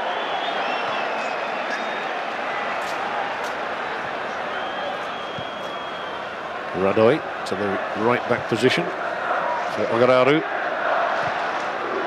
Looking to move the ball around more swiftly here, Steaua. And they've got only two for him to aim at here, but his trickery's got him through beyond Kadru. It doesn't come to Dicker, but it is going to require an excellent piece of work from George Boateng there. How well did he do there? George Boateng did very well, just held his position at the near post, but the cross had to come in the box there because there's 3 or 4 Steaua players making good progress to get into the box on the end of the cross. Poor delivery, but well played George Boateng. And well played Jimmy Floyd Hasselbank, just beating his attacker away there to retain the possession. Parler, first time we've mentioned him since he's come on. Hasselbank's reverse ball is picked up by Boateng. Downing, who's been anonymous in the second half, to be fair, he's had very little opportunity to get forward with the ball. But they've a few forward here now, but it's not Downing who gets it, it's Bostina. Borough must funnel back sharply. The crowd is a swell in their roar every time the blue shirts get forward, as they do here now. It's touched into Dicker. Well done, Eki Hogg. And well done, Parler. Skips beyond the first challenge. Oh, but not so well done. Gives the ball back to Bostina. Slipped into the danger area, 20 yards out. Into the wider position for Marin. Marin might try and get onto a 1-2. He's done it. It's Marin. Could it be 2? What a miss. What a miss. And how vital might that be for Borough? Not the finish of a natural goal scorer, it has to be said. No, it certainly wasn't. The crowd there, they realise, Alaria realises that they've been so close to the second goal. They've really threatened, and I think on balance of play possibly deserved the second goal. There's the 1-2. It's on his left foot. Doesn't really get himself in the right shape for it. There's the 1-2. There's the lovely reverse pass. Good touch here. Hit the target. If anything, he seemed to get in advance of the ball, and he's hitting the ball from behind him. But wonderful 1-2. Where's Ekiog? Where's Parnaby? And the ball, luckily for Middlesbrough's, not in the back of their net. Yeah, he shot at the right angle, didn't he? But couldn't find the vacant net. Ogararu. Goalkeeper Carlos redundant there. Certainly interesting that the home side hasn't made a single substitution. You pointed out, or somebody pointed out to me, that they didn't even warm up the substitutes before the game. They're looking for the second here, which could be so crucial with Ogararu involved. Here comes the cross, and that's Schwartz's. We'll take those all night. There we go. First substitution about to happen. Not long to go. Still menace there, isn't there? The passing is a little sweeter in the last couple of minutes from Steaua Bucharest. Oprita. He's fouled. Free kick here right on the edge. Good job he wasn't another yard in, and Kudru's unhappy about this one, but he seemed to take Oprita out. I think they're just starting to see the effects of the Easter programme and the heavy schedule that Middlesbrough are having. They can't get men up to support Jimmy Floyd Hasselbank. You just see Kudru and Rockenbach just leaving the leg there, diving in. They're just dangling legs rather than working back, because I think we're just starting to see the effects of fatigue from Middlesbrough point of view. Big moment this one. Middlesbrough a goal down. Mustn't go 2 down, as they did in Basel. Even though they did a Harry Houdini act on that occasion, they don't want to have to do it again. Top of the net.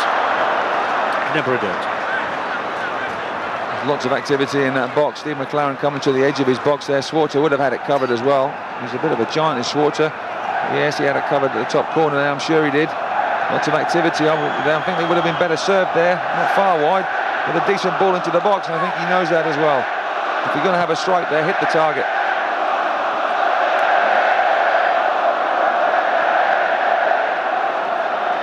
I don't think he'd be too exasperated, not at 1-0.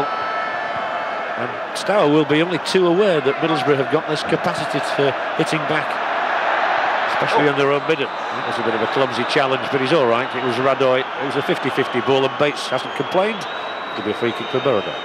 Well played, Bates, because he got up pretty quickly, didn't he? That could have been a nasty one there. There's the challenge. I think it was accidental, but in the end he could have made more of a meal of it. I'm sure a lot of other people on the continent would have done the same. I think Matthew Bates and this man Mark Schwarzer might just be Borough's 2 men of the match here.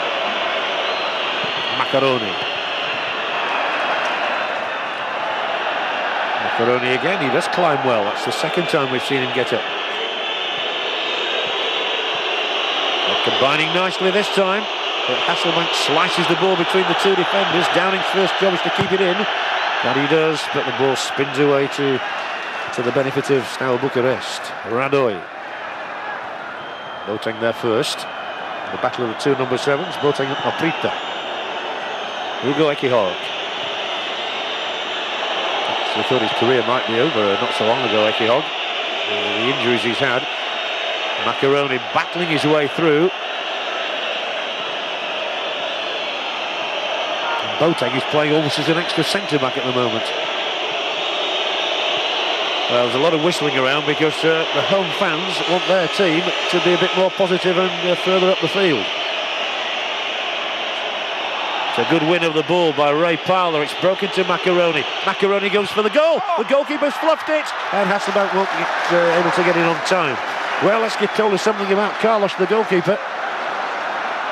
It looked like a routine stop. Yeah, he didn't quite hit it well with his left foot here. Well played. There's a foul on Parler. Good advantage from the referee. Comes inside on his left foot. It gets a deflection. A little deflection just pops up in front of Carlos. Does well to get his body. He doesn't know where that ball's going to go. But what he does do, well, any good goalkeepers get his body behind the ball. And Borough, unlucky then the ball doesn't come out to Jimmy Floyd Hasselbank.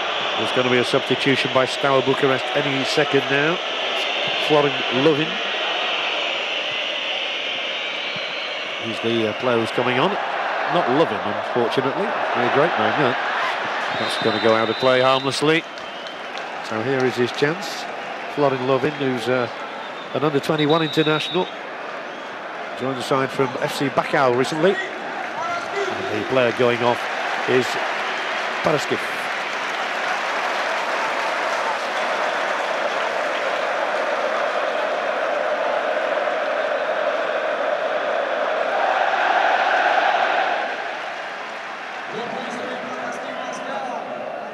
McLaren still out there in his technical zone, urging the red shirts forward.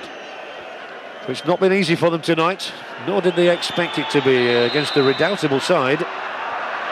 It gives everything for the coach. But it's the perfect scenario, really, for the second leg. Yeah, I think so. I mean, 1-0, yeah, they're still not a bad result away from home in Europe because they know that, it's make or break at the Riverside this time next week. So, after the last performance there against Basel, Steaua will be different opposition, totally different opposition to Basel, but they have it within their grasp. They have 90 minutes, at least 90 minutes, to get the tie back and to get through to the final.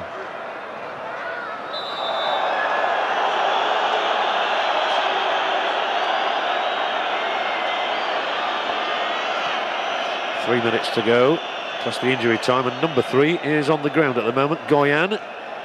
Wasn't a great deal wrong there with Rockenbach.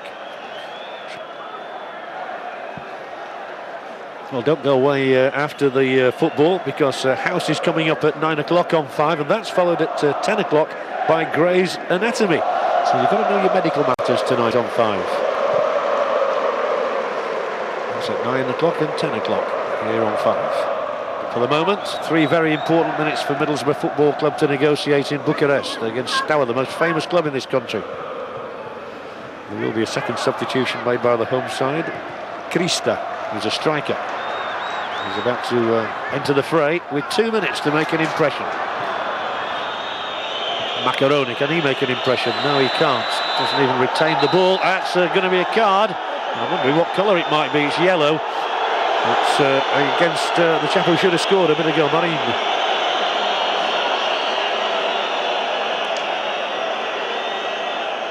Well, they certainly had plenty of bookings. I don't know what, there wasn't much wrong with that. I thought he won the ball pretty well, although his left leg did go in pretty high on Macaroni.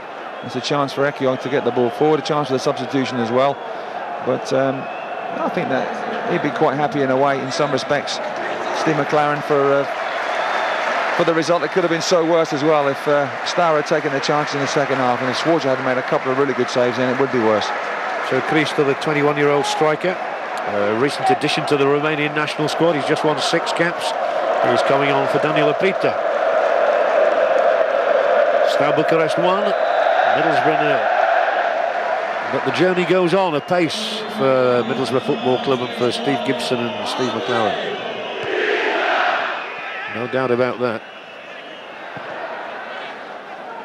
There's not been a great deal of conviction about Borough going forward in this second half. They've never really looked as though they'd get a goal. They've just got to keep trying plugging away. But this might be another card, might it?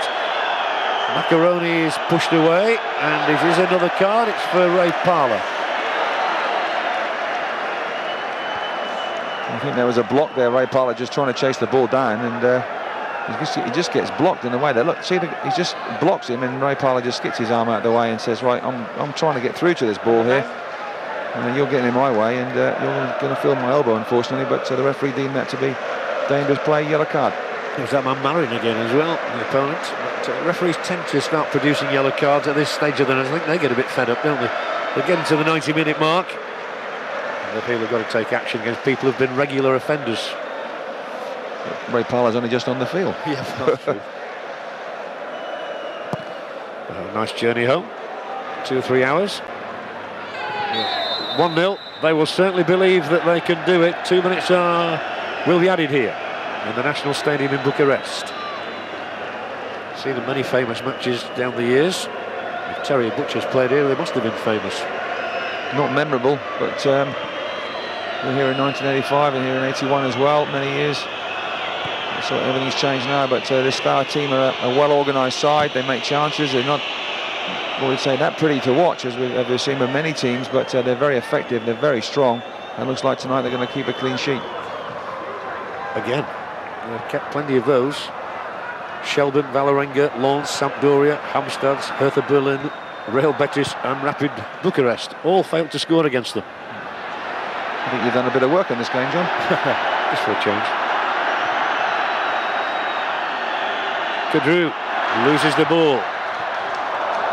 The big light goes on the far side. I'm not quite sure what that's about, but as though they almost sense that there might be a second Steaua goal to record. Oh, that's a horrible crunching challenge. Oh, interested to see this one. It's Boateng down, and there's an apology from the substitutes. Lovin.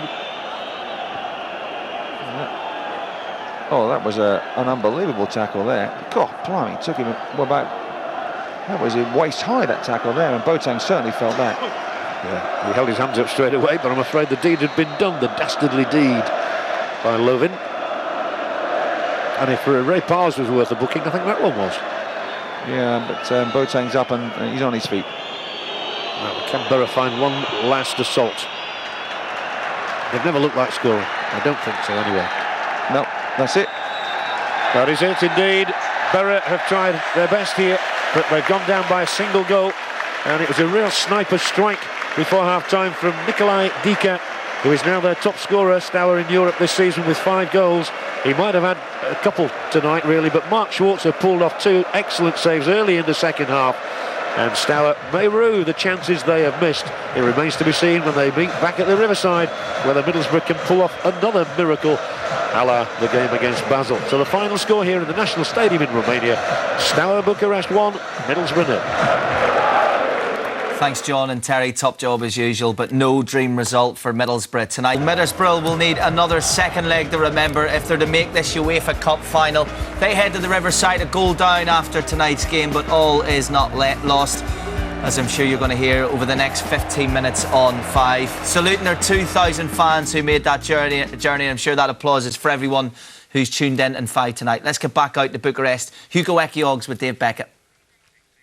Hugo, it was always a tall order, but 1-0's not too bad, I suppose, in the end. It isn't. We're a little bit disappointed because first half especially we had a few chances, but we knew they were going to make it difficult. You know, let's not make any mistake. These are regular European campaigners. You know, and today they're at home. They came out a little bit more than we expected, but on the whole, a 1-goal deficit. We know we can score goals at home. a pairing tonight with young Matthew back there, and how difficult is it when you've got a different defence, a reshuffled defence?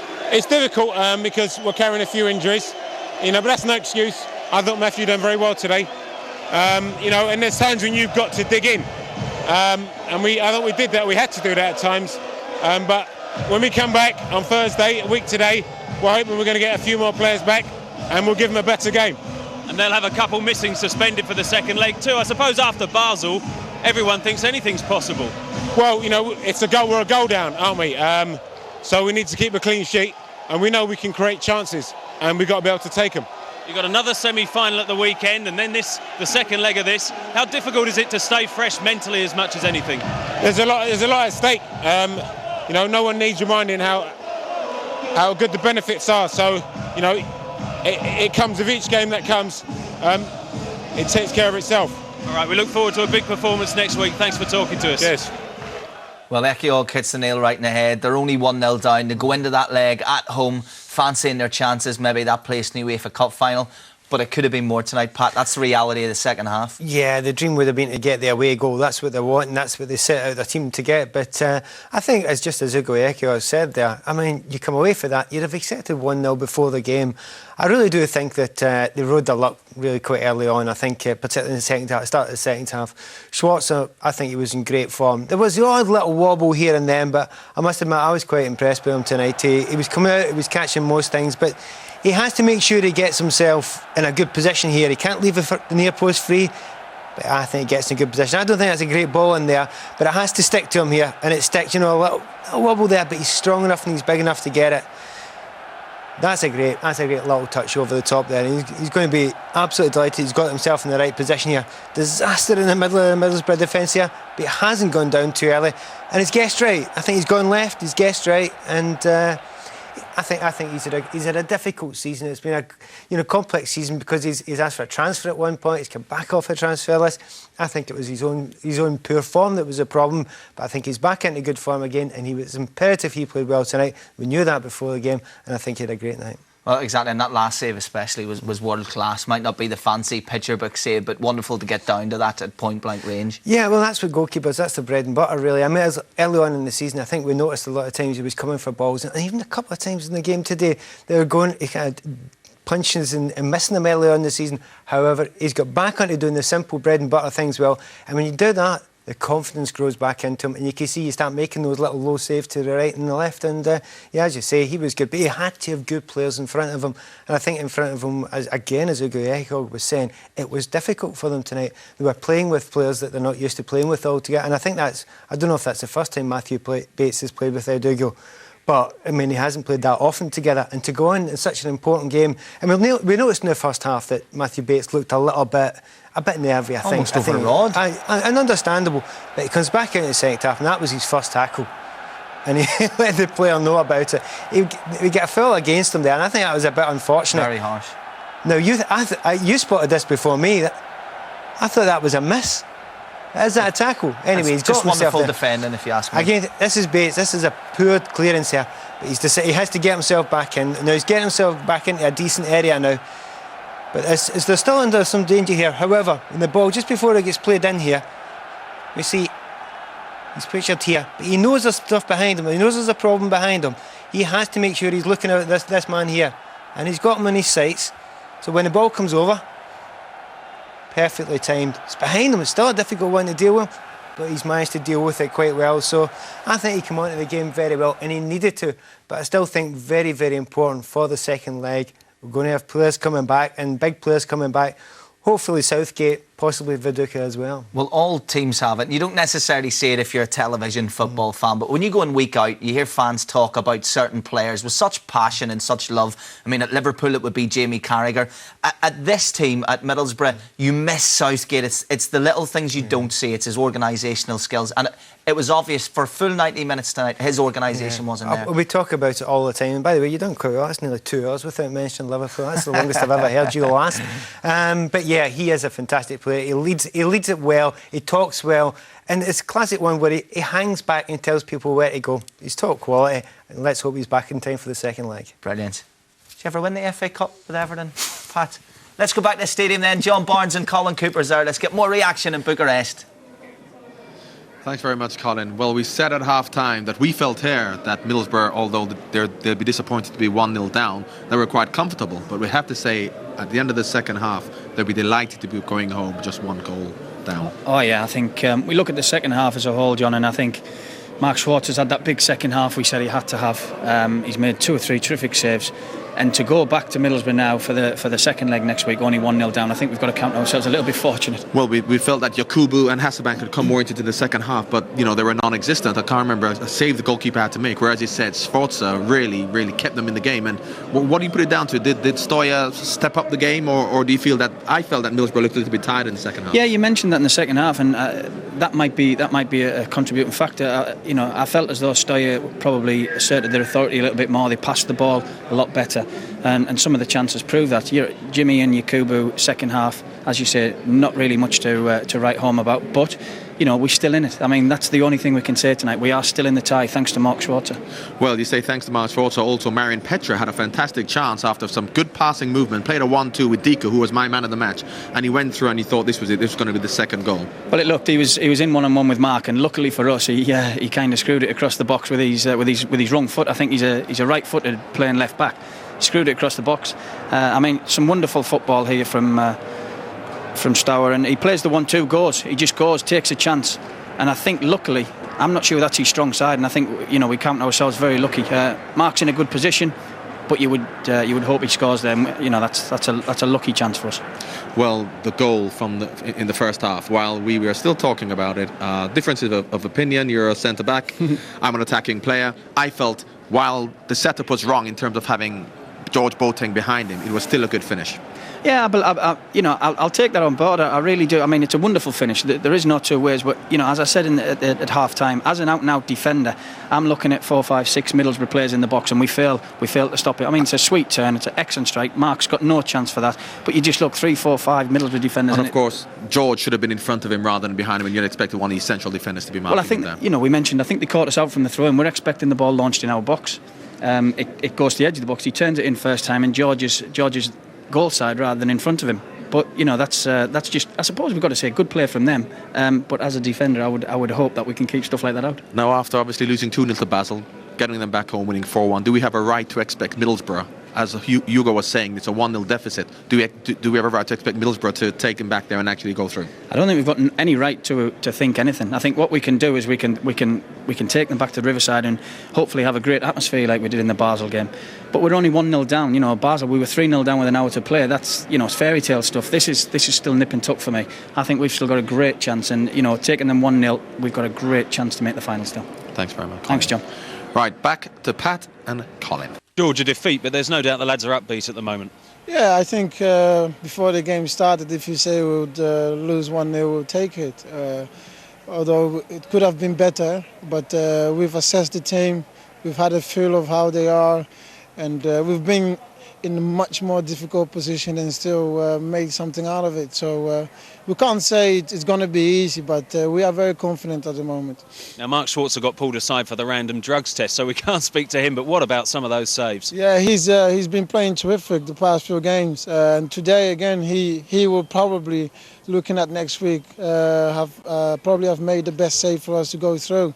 He did it against Charlton, and we won the game, but people always look at the goal scorers and celebrate with them. But Mark has been brilliant, and he probably save us a final in UEFA next week. Now, Steaua was celebrating a lot at the end, and Basel did that too, to their cost. It motivated you last time. Yes, indeed. But, people here are very passionate about the game, and they probably feel that they've done enough to go through, but they haven't had a taste of Premiership teams which can go 90 miles an hour for 90 minutes. And you'll have players back next week, and they'll be missing players. Yes. We knew before the game that they were going to miss players, and we have Gareth Southgate coming back and Mark Viduka, so hopefully we'll get something out there. I know Steve Harrison needs you for the warm down, so we'll let you go. Cheers. Thanks, George. Thank you very much for that, and everyone over in Bucharest. Loads of texts coming in. Thank you very much for that. Stephen Scott in Helensburgh says, how much did Borough miss Mark Viduka tonight and his ability to hold the ball up, Pat? Yes, you would do, but as long as he was on form. There have been times this season when they haven't been on particularly good form up front, and to play Viduka and Hasselbank away from home in Europe is a huge chance to take. So I wouldn't complain about where you want him, is you want him back at Riverside, and that's an important player to have. And if they get him back, I actually do think that Middlesbrough are favourites. Having watched that team tonight, looked at them very, very closely at the fact that Middlesbrough created a few chances. They were a good team, not a bad team. They weren't a fantastic team, and there's nothing to be scared of. So I really do think if Middlesbrough can get their full side, and I think they've got that belief now. After the Basel game, they've got the belief they can really go for it. So, yeah, I think there's every chance. And as I say, Riverside is almost worth an extra goal for them now. Well, John in Durham talks about Stuart Downing, such a big player, and playing in front of Sven tonight maybe didn't do himself justice, he says. Possibly not, but Sven's seen European football, he's seen world football. He's understood that you sometimes go away from home in these games and you're going to have to defend, you're going to have to do the ugly things in the game. I think Downing did do the ugly things today. I think Morrison, he was doing the ugly things as well. And if you do that, but when he gets back to the Riverside, I think he'll have a right good go at it. Now, tonight, of course, wherever McLaren goes, speculation goes with him. Sven being there tonight, do you think that upsets Middlesbrough at all? I think you completely and utterly ignore it. I think it's nothing got to do with them. You got on with the game. If you're a professional footballer, you've got plenty of other things to worry about when you're out in that field. Brilliant. Thanks very much.